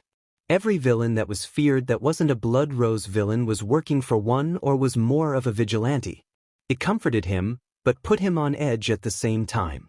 Now the implications were clear. Netsu knew what type of villain he was. He was the worst of them all. He was a villain who would torture and manipulate others. He was the type of villain that no one knew was a villain because he was able to put on a face. He was the type of villain that other villains would fear. He was a blood rose villain. Obviously, people didn't talk about joining the villain team nearly as much as joining the hero team, but Izuku knew how to read body language, which made most people an open book. Mina was probably the easiest to tell. Her usually talkative self didn't say a word when the conversation of which team people would choose came up. There were others like Siro and Shoji who were also easy to read. They typically downplayed the conversation or played a neutral party. Never fully agree with either side. Izuku considered it obvious that they wanted to join the villain side, but most of the people in their class struggled to read others' behaviors. He expected to see the two join in the next 2 days. He already went to the gym almost every day. That made him available to see new recruits often, so they would have no excuse not to join as soon as they made up their minds.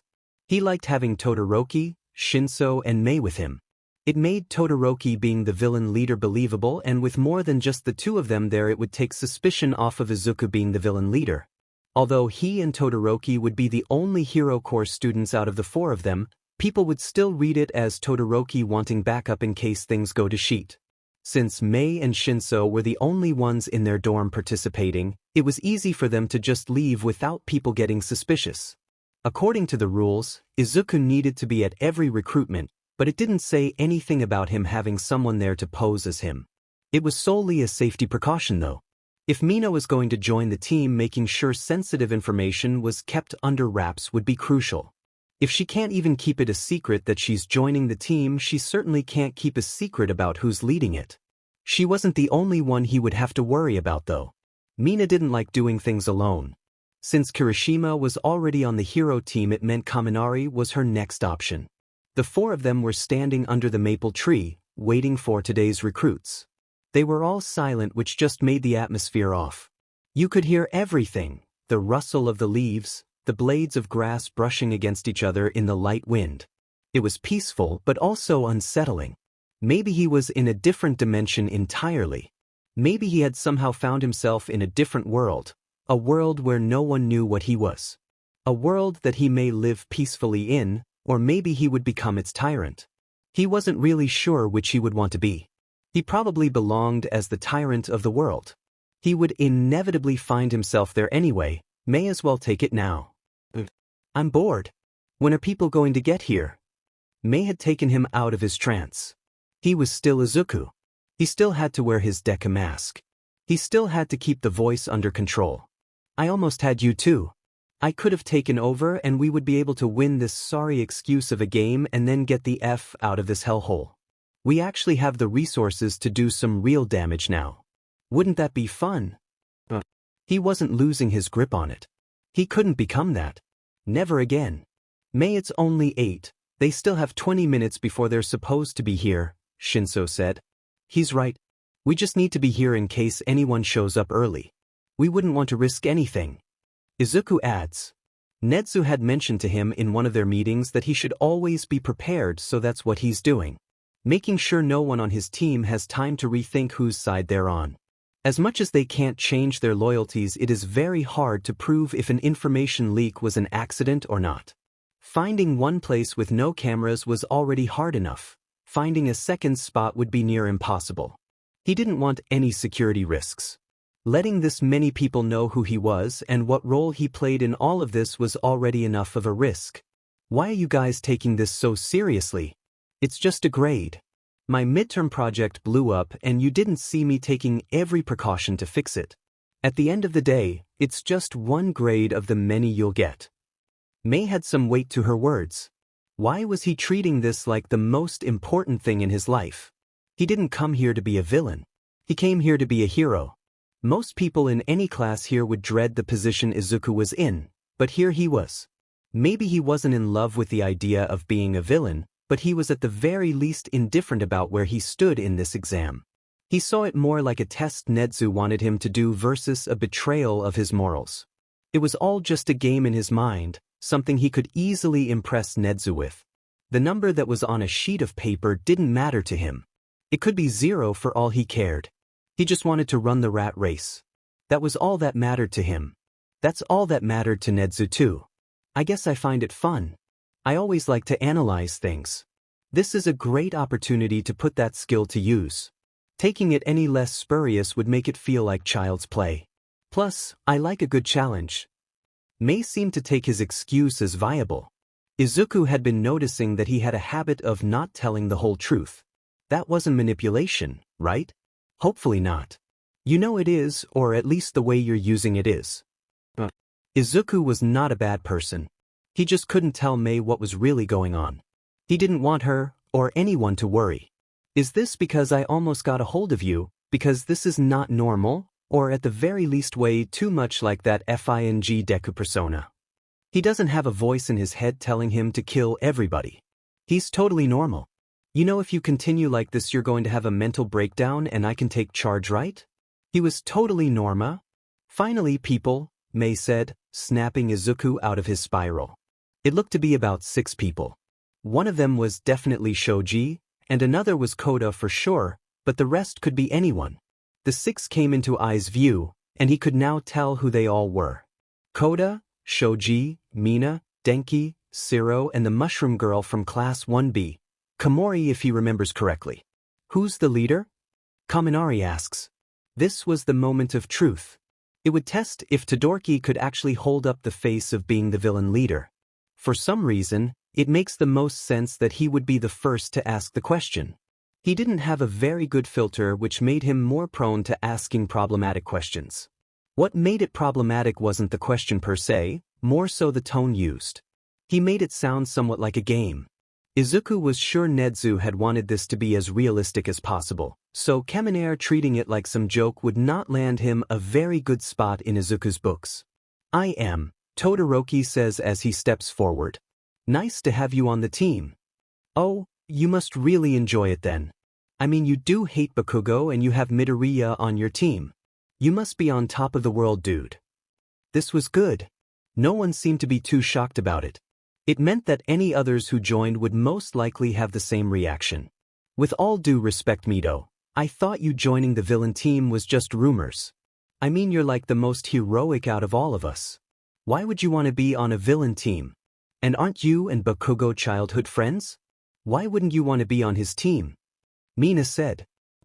People still thought that they were friends. His best way of explaining joining the villain team is that Todoroki asked first and he simply said yes, but he had no idea where to start with Kaken. I asked him to join my team when I learned that I was the leader. As for Bakugo, I have no idea about how they treated each other in the past, but you can't tell me that they're friends now. Have you seen how he treats Midoriya? Bakugo acts more like a villain than anyone on this team, just going off of how he treats Midoriya alone. Considering his extremely aggressive behavior towards everyone and everything, he may as well be leading the villain team. This is why Todoroki is his second. He knew it wasn't all made up on the fly, but Todoroki's ability to just step in when he's needed has saved Izuku's but more times than he's willing to admit. I wouldn't say Kaken's villain material, but I wouldn't consider us friends. Plus, I don't mind what team I'm on, as long as it all gets done in the end. It felt way too natural slipping into this mask. It was the one he wore everywhere, the one he put on to keep his own sanity intact sometimes. Sure, Mido. I'm glad to see another friendly on this team though.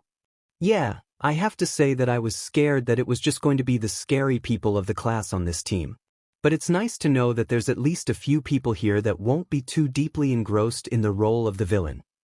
Shiro said almost shakily. Well, he wasn't wrong. Izuku wasn't playing a role in Nedzu's F-ed-up play. He was just becoming what the voice is. What the true him is. If there are any more questions, I'll answer them now, but if not, meet us here at 6:30 a.m. tomorrow for basic training. Katsuki felt like sheet after a sleepless night. That FENG conversation with half and half kept him up thinking about the shitty nerd. The fact that Deku puts up with him should be enough proof that he's changed and that Bats hit crazy Deku wasn't coming out anytime soon. He couldn't ditch the feeling though.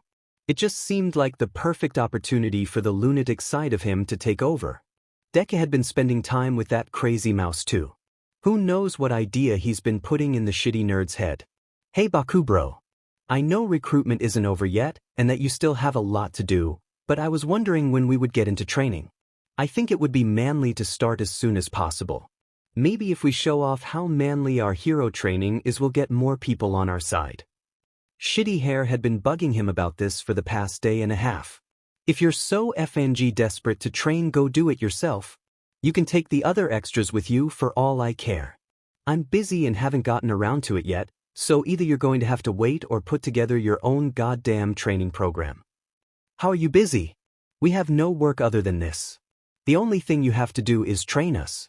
You can't still be mad about Todoroki getting to Midobro before you. Although I think disrespecting Midobro is unmanly, don't you think it's for the best that he's on the other team? You two don't exactly get along. No shit, they don't get along. That wasn't the FING issue though. You think I want him on this team because we get along?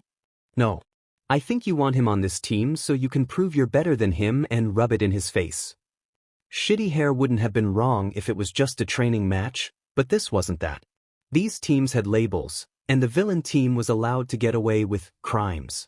This was the perfect opportunity for some problematic hero students to realize that they're better off as a villain. It's not FING that. Deku is FNG scary when he wants to be, and if he's on the villain side then he's going to do some F-ed-up shit. We are talking about the same person, right? I mean, Midoriya wouldn't hurt a fly.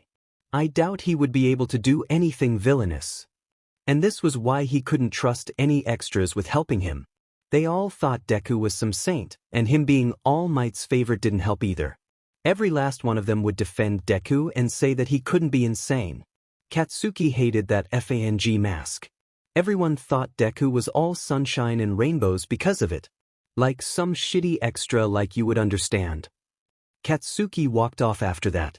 Katsuki was going to talk to the source, to make sure Deku hadn't gone off the deep end. The walk to Deku's dorm room felt way longer than it should have. He couldn't seem to get there fast enough. As he got closer, the panic started to rise in his chest. What if half and half couldn't stop Deku? What would happen then? Katsuki stood in front of his door. Deku was just some stupid nerd. He would be fine. It had been years. Deku had grown up. This would all be fine. He knocked on the door. This would not be fine. Deku opened it with a smile. So far all normal behavior. Hi, Kachen. Do you need something? Why you join the FING villain team, huh? Deku looked confused. He was trying to deflect. He wasn't going to let this play out the same way as it did with Icy Hot. Don't act like you don't FING know Deku. We both know full well what you're capable of, and I'm not going to let you get away with any F-ed up sheet. I told you. I joined because Todoroki wanted me to. If you were to ask before him, I would have joined your team. Why are you so caught up on this? We were 11 the last time anything happened. I have it under control now. I'm not going to hurt anyone. Of course. Icy Hot just had to come up. Katsuki was going to kill that fucker. Does that fucker know what you're capable of? Deku's face went dark. Kaken, I don't want anyone to know about what I was like then. I'm not sure what he knows, but I trust people will shut down any idea I have that goes too far. Can you please just drop it?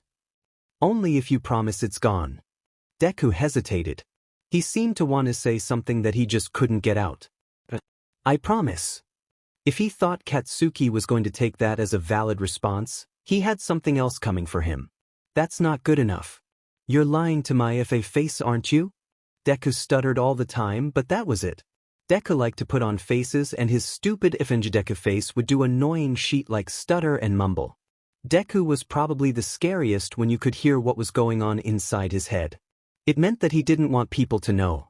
Kaken, no. I just don't like to think about it. I promise I won't hurt anyone. You have my word. He seemed genuine enough. He would still have to keep an eye on him though. Fine. But don't for even a second that I won't catch you. Izuku closed the door as Kachen stormed off, probably to go assault another person about something others see as stupid. Izuku could take him down in a second, so why didn't he? Why didn't he shut Kaken down? You like playing with people. You want to see him suffer. At this point, he's almost the walking definition of insanity. First, he went to Todoroki, and now you, looking for evidence that is too well hidden for him to find. It's almost like watching a comedy. How do we know he went to see Todoroki as well? Neither of them said anything about it, and they were both acting normal. Or as close to normal as those two can get. Todoroki has never called Bakugo a villain to your face. He definitely went to Todoroki's last night, and Todoroki had a response along the lines of Bakugo being just as much of a villain as us. Plus Bakugo was very on edge when he came to talk to you just now. Todoroki saying something to put him off guard could have very easily happened. It could be true. It was most likely true, but Izuku didn't have enough evidence to support it. I don't understand why you talk to me when I can just read your thoughts. Isn't it easier to just think? It makes you seem less like a part of me when I talk to you. You seem more like another person trapped inside my head. You wish. I'm just a bunch of suppressed thoughts and emotions. Where would you get the idea that I wasn't a part of you? Netsu said something about dehumanization once. I thought if I could humanize you it might make me be more like the person everyone wants me to be. You can't please everyone, dumbass. Mom doesn't want you to be like Dad, Netsu wants you to be a pawn he can control, and Bakugo doesn't know what the hell he wants from you, so nothing's good enough for him. You can't please them all. They'll always call you crazy no matter what you do. It was right. No matter how much he didn't want to admit it, it was right. I know, but they certainly like me a whole lot more when I'm Deku. Deku doesn't exist. It was something Bakugo made up because he took us not being ourselves as weakness. Bakugo created a perception of us that everyone bought into. You are still Izuku Midoriya, just with part of you hidden. As the leader of the villain team, Izuku had to come up with training procedures for his recruits. It had to be something that Todoroki could easily teach himself, and something that Todoroki would be able to answer questions on, or something where questions could be kept to a minimum. Not to mention easing everyone into training. He couldn't imagine what it would be like to hand Kaminari anything that May had invented without him being told exactly what the rules and restrictions were. If something wasn't on fire by the end of it, he may reconsider his stance on miracles.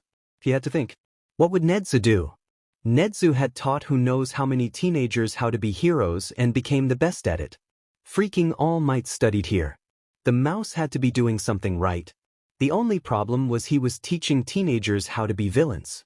Maybe taking a similar route to what Nedzu is teaching him specifically would help.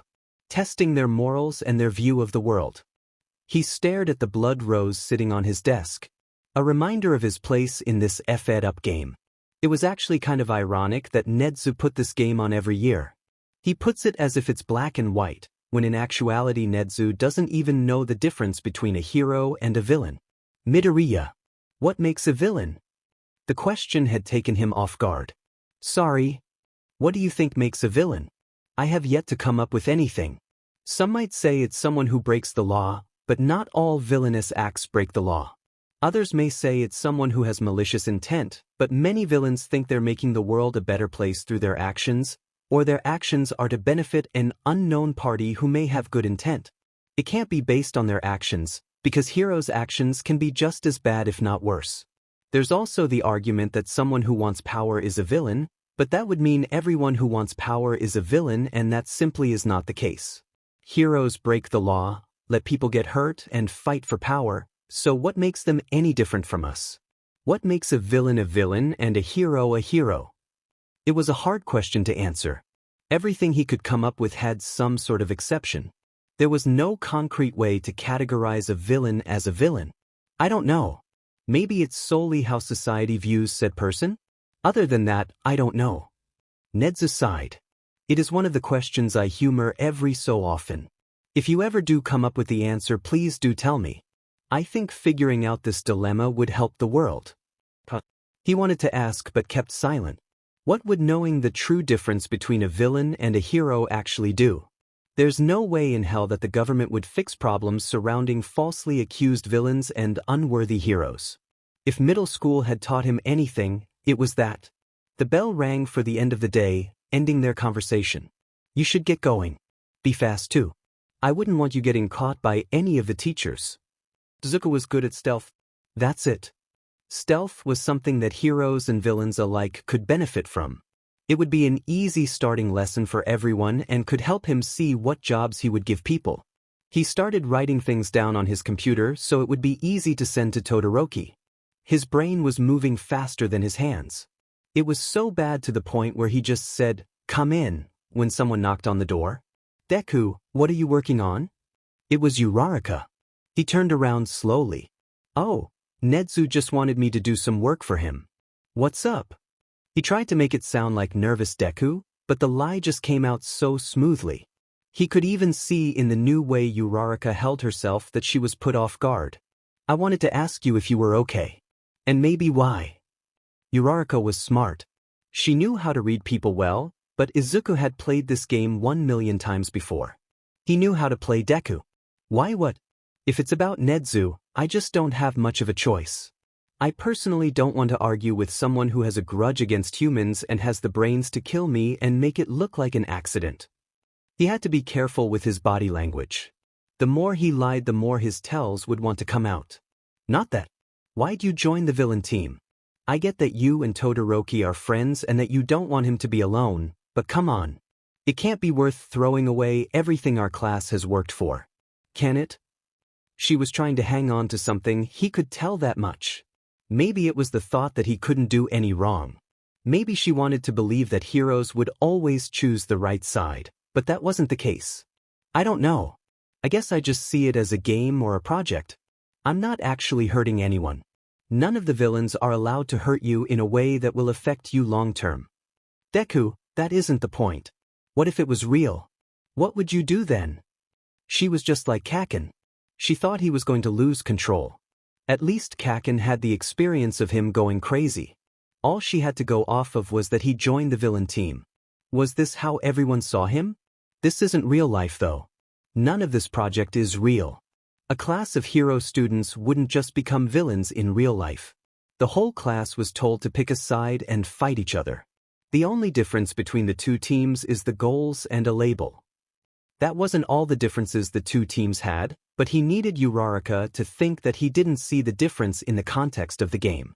It isn't like you to join any form of villain team, real or not. You're going to be the #1 hero. Heroes don't pretend to be villains for fun. Heroes always want to improve so they can help others. Izuku had to throw her something, some moral reason for why Deku would have joined a team of villains. She wasn't going to leave him alone if he didn't. Well, maybe that's what I'm doing. Having an understanding of how the other side works would certainly help heroes, right? He saw the tension leave her shoulders. It was almost like she had sighed. Yeah. What was I thinking? Ida himself said you don't even understand the concept of revenge. I hope you figure something out that helps. Sorry for this, I guess I just thought that something might have happened. Silly, right? Silly doesn't even begin to describe it. Something hadn't happened, something had been happening for a while. Yeah. Never try to learn what revenge is. It's a bad path to go down. Deku would never learn what revenge is. That was a part of Deku. Izuku, however, knew revenge, he simply did not care. Revenge, simply put, was a childish act that takes valuable time and effort. Unless there's a problem, it doesn't need any thought. Don't worry. A vengeful Deku doesn't even sound good in my mouth. She smiled like she always does in response. Bye then. See you at breakfast. As she closed the door and he was sure she had left, he turned back to his computer to continue typing. He half expected the voice to taunt him about how Deku wasn't real during that conversation, but a win is a win. Bakugo, we need to start our training. As the leader of the hero team, you must make sure all your team members are well equipped to take on the villains. We as a team are fighting for our marks, so it is crucial to have all members trained and ready. Katsuki was currently trying to read a book. He wasn't aware that he needed soundproof headphones for that. Would you FNG shut up, Four Eyes? I'm trying to read. Four Eyes was bringing up his hand to lecture him yet again, like it would FNG work in the first place, but Shitty Hair interrupted him before he could get out a word, which might have been a blessing if it was Shitty Hair. Whatcha reading, Baku bro? The amount of time it took for Kiri to get across the room and flung over Katsuki's shoulder to read his book was almost impressive. Almost. Would you stop being so FNG nosy? He said while blasting his face. It's a book about early hero war if you're that FANG desperate. Cool. He said while lying belly up on the floor. Typical Shitty Hair fashion, if you were to ask Katsuki. As I was saying, it is required that we are trained by you. It's why Nedzu picked you in the first place. He saw you as the right person to train a group of heroes. Katsuki didn't want to listen to Ida. He knew exactly what he was supposed to be doing, but his brain wouldn't leave him alone. Deku wasn't going to hurt anyone, he said it himself, but that didn't put him at ease. His shitty brain couldn't let it go. The nerd was hiding something, but what was it? It wasn't like Deku was going to just tell him what it was. So he was stuck. He was stuck in a web of Deku's lies, as was everyone else. Four Eyes, you really need to shut the F up. He was done. He was playing a game he could never win, so may as well give up. Katsuki got up from where he was sitting. He walked out of the room and went down the stairs, but he didn't know where he was going. All he knew was the truth. He couldn't beat Deku at his own game. Deku had everyone wrapped around his finger, and he couldn't do anything about it. Deku had won the second he stepped into UA. He had won when he got his quirk, and he had won when he impressed All Might. It might as well have been a hero's origin story, but no, it was a psycho's triumph over him. Whether Deku knew it or not, he had taken his only purpose away from him. All he was ever told was that he was going to be a hero. He could never be anything else. Deku could have been anything, and he chose the one thing Katsuki was allowed to be. How is it fair? He asked seemingly nobody. It was almost comical how much they've changed since middle school. Deku was everyone's friend, and he barely had Kirishima. They had basically such places. Icy Hot said it himself, he and Deku were no different. Deku was just smart enough to not get caught. Baku bro, where'd you go? He wasn't hard to find. He was in the kitchen. It was one of the few places here that felt like his. Hey, there you are. You good man? You just disappeared on us. He didn't say anything back. Shitty hair should just leave him like all his other friends did. He certainly made a habit of being left by his friends. Dude, you gotta give me something. I'm your best friend, man. You're supposed to tell me what's going on. Puffed. Like you'll give a sheet. You'll give up putting up with my sheet soon enough. Everyone else has, it's only a matter of time. Everyone just saw Katsuki as the next #1 hero. Well, that was until Deku came into the picture. Why couldn't Deku have become a cop, or a lawyer, or just something that didn't take away the only thing he ever had? Baku bro, what are you talking about? Of course I care.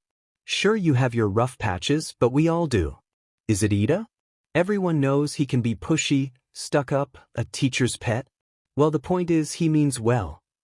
Katsuki knew that Ida showed any feeling other than stuck-upness in a different way than most. Hell, he did the same thing, but Ida wasn't the problem. It's not and Ida. It's none of your business. If Shitty Hair didn't stop prying, he was going to Is it Midobro? You act a little different whenever he's in the room. Well, more different than before. This is why he hated Shitty Hair. Like I said, it's none of your effing business. He didn't know how to take a hint, did he? Katsuki wanted to blow his face off almost as much as he wanted him to leave. It's okay, bro. You don't have to talk about it if you don't want to. My therapist said it's manly to let people have their space. So far it's worked pretty well. Shitty Hair paused. It was almost like he was thinking of something stupid to say. Do you want to talk about it? Oh. What the F, Shitty Hair? How could he get that from their conversation? Alright bro. I'll leave you to your business. I'm always here if you need to talk though. Shitty Hair started to leave, but Katsuki felt his stomach sink. Something didn't feel right. Almost like he didn't want Kirishima to leave. Kirishima, wait. He turned around, trying to hide a hopeful face. God, why did he let this extra get even remotely close to him? Maybe I do want to talk about it. Alright bro, talking about your feelings is one of the manliest things you can do, just so you know. Katsuki wanted to scowl at the poorly hidden smile on Shitty Hair's lips. Yeah. You better not FNG tell anyone about this. He trusted Shitty Hair more than the other extras, but he knew how they all liked to blab. He wasn't taking that risk. No worries bro. I wouldn't tell anyone. Now what's up? Katsuki tried to open his mouth, but he didn't know how to word it. It wasn't going to make any FING sense. Well, you know how Deku is always smiling and trying to do the right thing for people? Anyone in their right mind could see that Deku acted like a bubbly sunshine child. Even someone like Pikachu could see that. Yeah. I mean, who doesn't know that Midoriya is like the most happy person ever? It's pretty manly in my opinion. If it were up to Katsuki, he would give that title to Kirishima. Deku was a fake. Kiri actually felt real. Way more real than Deku ever felt. He wasn't always like that. When we were young as I can remember, he didn't understand that other people had emotions and could get hurt. He once, when we were 5, threw sand into a kid's eyes just to see how fast they would start crying. It started when we were about 2, and it lasted for a good few years. His mom tried to explain emotions and how his actions could affect other people, but that only made it worse. His attacks became more complicated and targeted. He took revenge on those who had wronged him. There were a lot of people too. It was right after everyone got their quirks, and since he didn't get one, a lot of people made fun of him. Me included. We all got a taste of his wrath after that. So you're saying Midoriya was attacking people? What made him stop? It was a fair question. 6-year-old Deku was a lot different than 16-year-old Deku. Even if their motives are the same. When his dad left, his mom was able to correct his behavior. I was relieved when someone had tripped him and he just smiled and said it was okay, but after about a week I feared it coming back. I felt like I was handed the controls, so I started to pay him back for everything he did. Since my quirk had come in, I started using him as the practice target. He was quirkless at the time, so in my mind, it would hurt him more if I used something he thought he would never have. I wasn't expecting people to think I was some sort of hero for doing it, or that Deku would just take the punishment that I gave him, but teachers started to tell me what a good hero I would make, and the other kids were thanking me for getting him under control.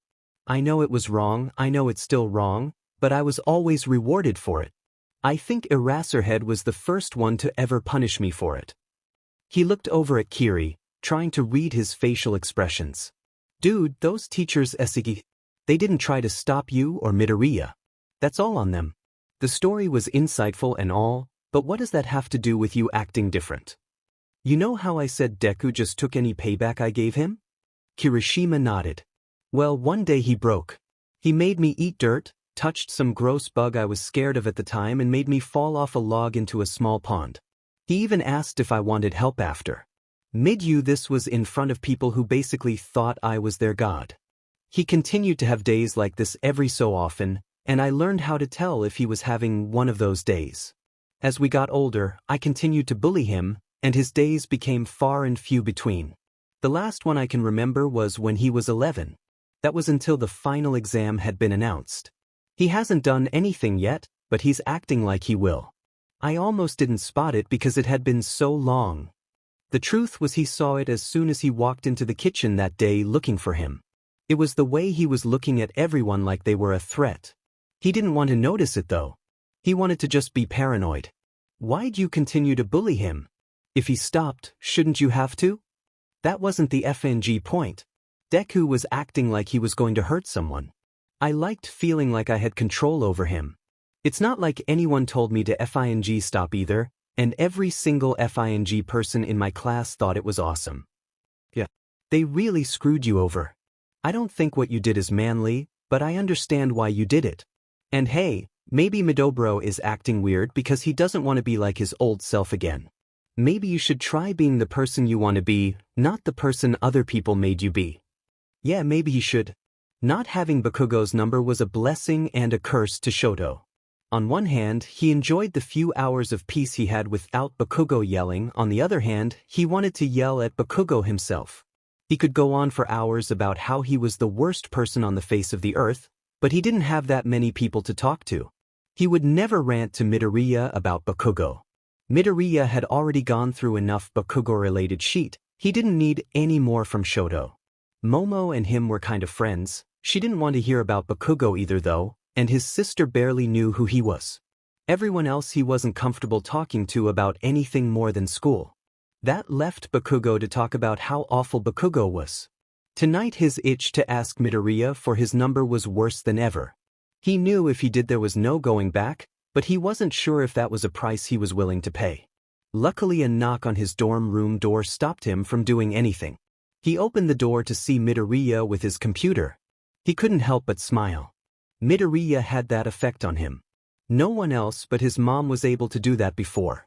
Hello, Midoriya. How can I help you? I have a training plan for tomorrow.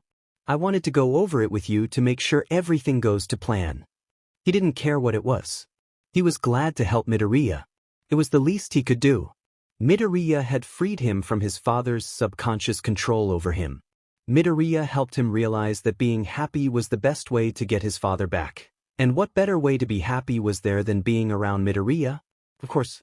What would you like me to do? Midoriya smirked.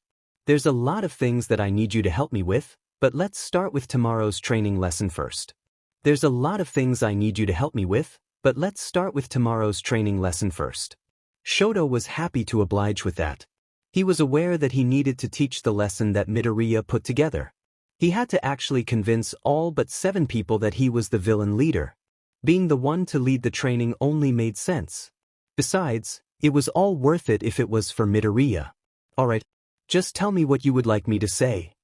There were very few people Shoto could talk to without being awkward or angry. His sister and Midoriya were the only 2 he currently could have a normal conversation with, and he and his mom were getting to that point again.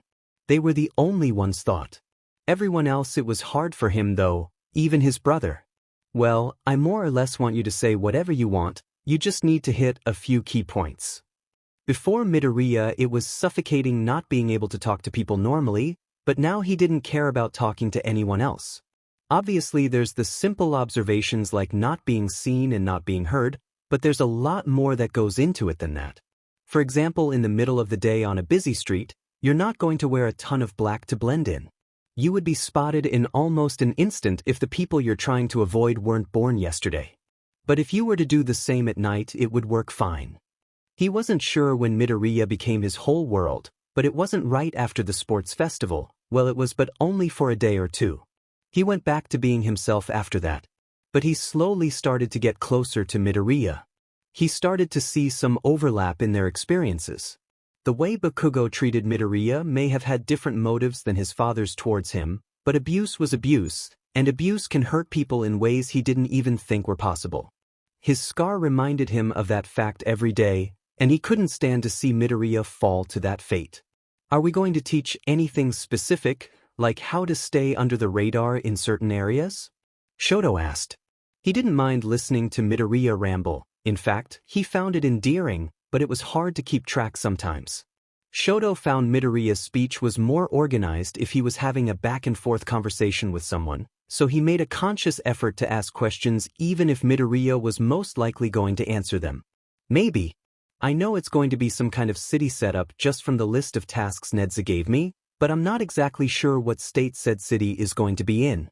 Nedzu has invented whole training grounds for this exam in the past. I wouldn't be surprised if he did it again. Midoriya said, Are we just going to teach it all then? Well, no. Just the stuff that is most likely going to be relevant. Walking around without making noise, blending in with your surroundings, hiding within the enemy group, etc. This lesson will also help you and me figure out where everyone's strengths lie. I'm going to give certain people specific jobs based on their strengths and weaknesses. I think it would be more efficient even if it's not fair. Nedzu is just grading people on how well they complete the job they have been given, so everyone should end up with a good grade if they're doing what they're good at. He loved listening to Midoriya talk about strategies. It was like the smartest person in the world was giving him all their secrets to success. How would you like me to go about teaching that? Well, I sent you the information you need to know. After that, just explain it the best you can. Using people as examples can really help, and asking them questions based on their own knowledge can help too. I'll be right there with you the whole time if you need anything. It was reassuring that Midoriya was going to be there. Not only was Midoriya someone he could ask for help from, but he was also there to give him confidence. Thank you. Midoriya smiled. It was one of those smiles that made him smile. Normally he thought those movies where two people fell in love in summer were fake. That they were the most unrealistic thing to ever be created. But that smile made him feel like he was the main character falling in love. I should be the one thanking you for doing all this. I don't know how to pay you back. Of course, Midoriya thought this wasn't Shoto paying him back. It was a debt that no matter how much Shoto did he would never be able to truly pay back in full equal. You never have to pay me back. Consider it a favor from a friend. No strings attached. Are you sure? I feel like I'm taking advantage of you. I don't want you to feel like that. I don't actually want to be a villain. Shoto smiled pitifully. No, that wasn't the right word. He didn't pity Midoriya, he just wanted to see him happy. Shoto didn't like it when Midoriya worried about what other people thought of him. He was the most amazing person Shoto had ever met, and he was caught up on something as small as what other people thought. You shouldn't think like that. Plus, I don't mind doing things for you. Maybe instead of doing things for me, you could do them with me. I would like to hear your input on my ideas. I value your opinion, you know. Shoto's stomach tightened in the most pleasantly awful way possible. He knew Midoriya cared about him in some way, but this felt different. We should make a list. A list of things to do together just because we want to. Not because someone else thinks it's a good idea or that we have to. It will only be because we said so. I like that idea. He was grateful for the dim light of his dorm. Midoriya would be able to see the very apparent blush on his face if it wasn't for that. Well, what do you want to add? Midoriya grabbed a pen and a pad of paper and clicked the pen open. Anything goes. Is going to get ice cream good? It's perfect. Midoriya wrote it down. Shoto could get used to this. Just the two of them sitting together doing whatever. What do you think about going to watch a bad movie dressed up in weird outfits? He thought it sounded like the time of his life. If Midoriya was there, it almost always was. I think it would be fun. Midoriya wrote that down too. You have any more? How about egging my dad's house? Whether or not Midoriya approved, he was probably going to do that one on his own anyway. It would be nice to have company though. I think that's the best one so far. Izuku woke up in a cold shock. He and Shoto had listed stuff for hours that they must have fallen asleep. It wasn't for long though. I can't believe you made a list of stupid activities just to get me to shut up about you using him. It changes nothing by the way. He will still follow you around like a lost puppy, obeying every command. You could call the list insurance. Something to keep him from questioning your relationship. It was true that he just needed the voice to shut up, but he still actually wanted to do those things with Todoroki. They sounded fun. They sounded like a break from everything. Shut up. Careful, you might wake the lost puppy up. I hear dogs sleep lightly too. He didn't mean to fall asleep here, but it was already so late when he got there. It seemed like a good idea at the time, but he should go back to his own dorm. He'll be disappointed. Dogs like to sleep with their owners. He's not a dog. Why won't you just let me go back to my own room? My job here is done. Since you're so obsessed with manipulation and me using people, then you should know letting me leave would be the more manipulative option. He heard Todoroki roll over in his sleep. Looks like you woke him up. And you think I'm the bad guy. And Midoriya? What time is it? Izuku looked over at the clock. 3:30 by the looks of it. I'll get out of your hair. We both need sleep if we're going to lead a training session tomorrow. Anyways, bye. Izuku was out the door before Todoroki could say anything. He didn't need or want that conversation to go any further. He speed walked down the hall, barely looking at where he was going, relying only on muscle memory to get back to his room. This proved to be an even worse idea than staying in Todoroki's room. He ran into a person. Not just any person. Aizawa. Problem child, I understand that you and many of your other classmates stay up until sunrise, but why on God's green earth are you up and walking around? Yes, I know you could ask the same question, but I am an adult who does have an 11 o'clock curfew. He knew exactly how his explanation was going to come off. I fell asleep in Todoroki's room. We were discussing plans for the project and lost track of time. I just woke up and was going to go straight back to my room. Sure, problem child. A little word of advice. Netsu has cameras everywhere and any private matters, discussion of plans included, should be done where he can't reach. Let's just say if your plans ever get leaked, then don't say you weren't warned. Unless you're not talking in metaphors, I'm not too worried. You know the psycho rat would probably tell the hero team just for fun, right? I mean, I'm almost surprised that you didn't take that precaution beforehand. Netsu wouldn't do that. Regardless of whether it was fun, Netsu still played a fair game, and in this case, that meant no outside interference. He still feared it in the back of his mind though.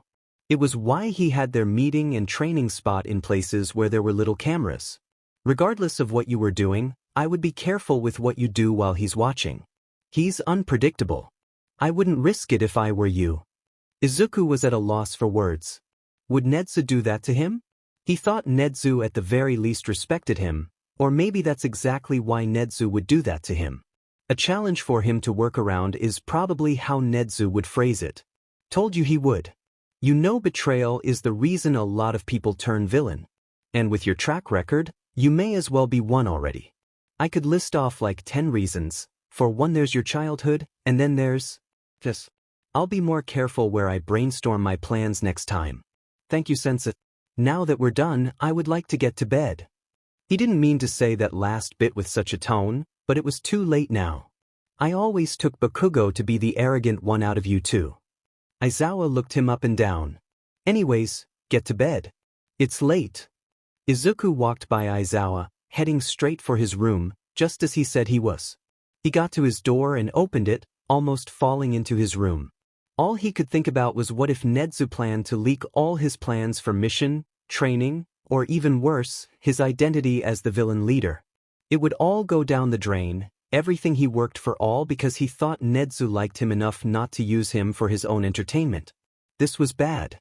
He would have to talk to Netsu, and then rewrite everything he had planned. How to accomplish certain objectives and profiles he discussed out loud or didn't hide. What am I going to do? You could go with your original plans. You know, mess with the hero team's senses. It was a good plan when you thought of it. Don't you think it would be funny to watch them all scream in a dark pit being unable to hear anything?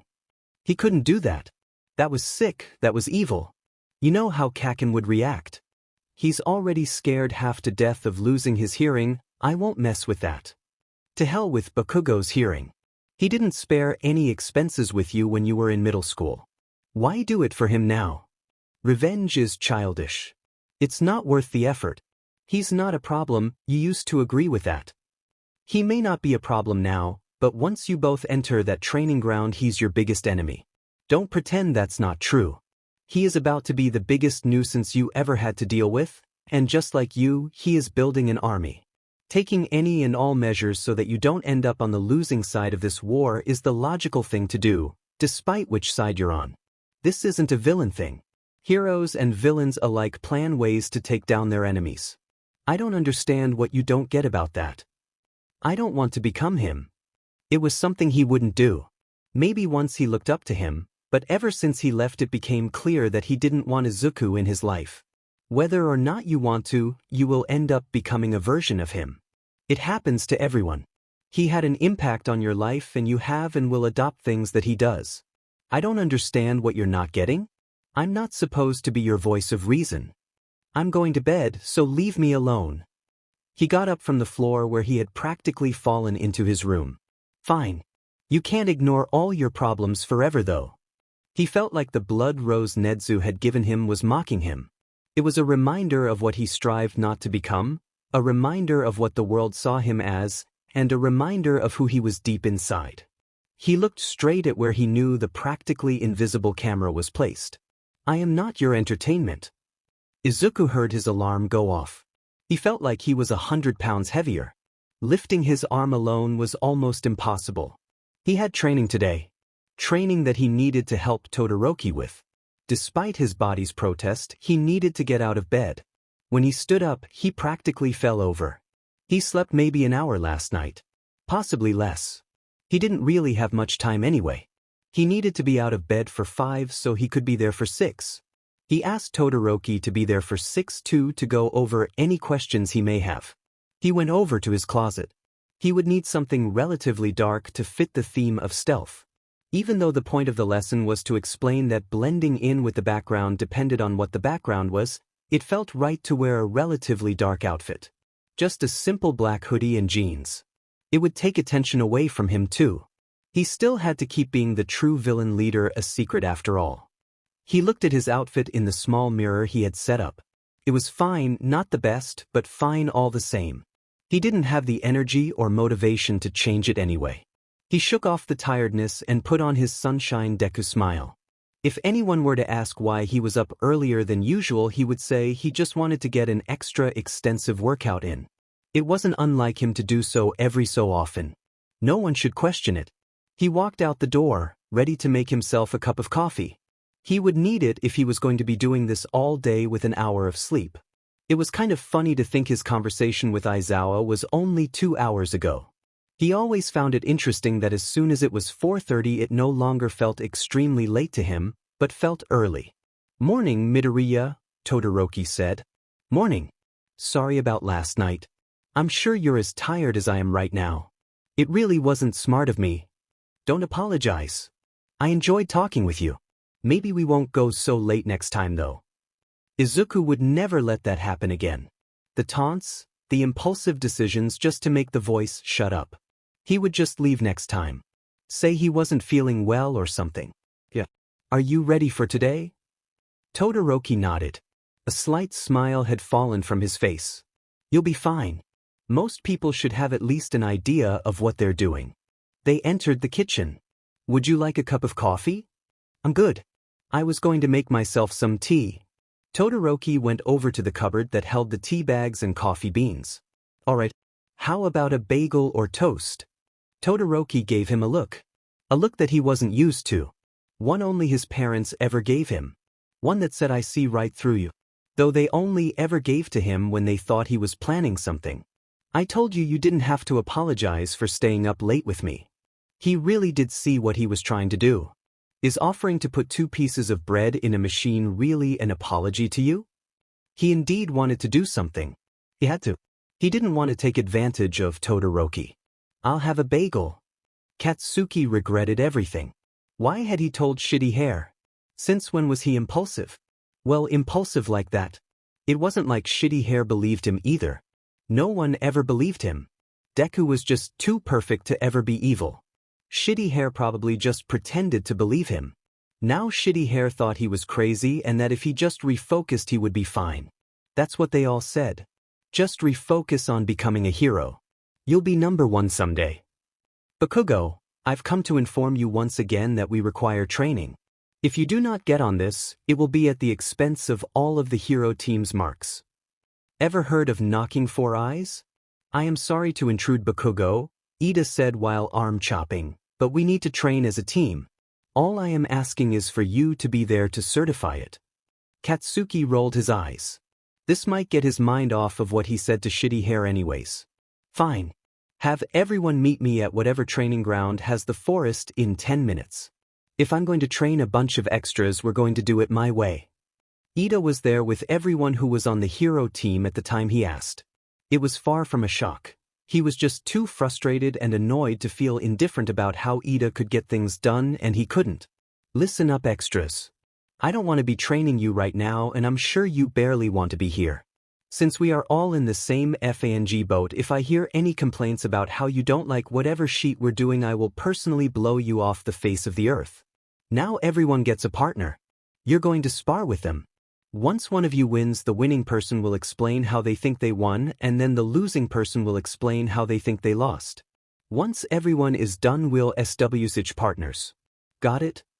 There was an affirmative response from everyone. They all got into groups of 2 and set themselves up to spar like he had asked of them. Hey, Bakubro. Wanna be my partner? It was Shitty Hair, not shockingly. Of course, he couldn't just ignore the fact that he had told someone about Deku. Fine, he said with a sigh. They got into position, 6 feet apart in an athletic stance. 3, 2, 1, go. Bakugo took the first move. He blasted himself toward Shitty Hair, going in for an attack. Of course, Shitty Hair did the hardening thing and made his attack seemingly worthless. Great job, bro. You almost got me. Die. Katsuki yelled. He went in for another attack. He could just break Shitty Hair's skin. Sure, he had never done it before, but he was the best. He could do it if he wanted to. He went for the next attack. He blasted himself forward even faster this time. He set himself up to explode Shitty Hair's face in. Shitty Hair, of course, dodged the attack. Why won't you just FNG die? Katsuki could feel himself losing control. Shitty Hair knew, so he had to die. Wow, Bakubro. You good dude. He just kept attacking, and Katsuki just kept trying to attack. He didn't want to talk anymore. He would just be digging himself into a deeper hole. Bakugo, please. Chill out. It's just training. Maybe you should just take a break. He wasn't going to take a FING break. Breaks lead to free time, and free time leads to talking about his feelings. Shitty Hair blocked his attack again. That's when he lost it. He stopped and turned around. Who cared about winning? Not him. No, he wasn't going to fight in a losing battle. Bakugo, where are you going? It was 4 Eyes this time. He didn't care to respond. He just walked off to do only God knows what. He only looked up for a second. It was only a fraction of a second, but what he saw scared him. The candy cane BSU was standing in front of him, dressed in a black trench coat. To think I was worried about your team's progress. Looks like your training is even more pathetic than your ability to maintain a meaningful friendship. Well, thank you for subsiding my worries. That FING BSTRD.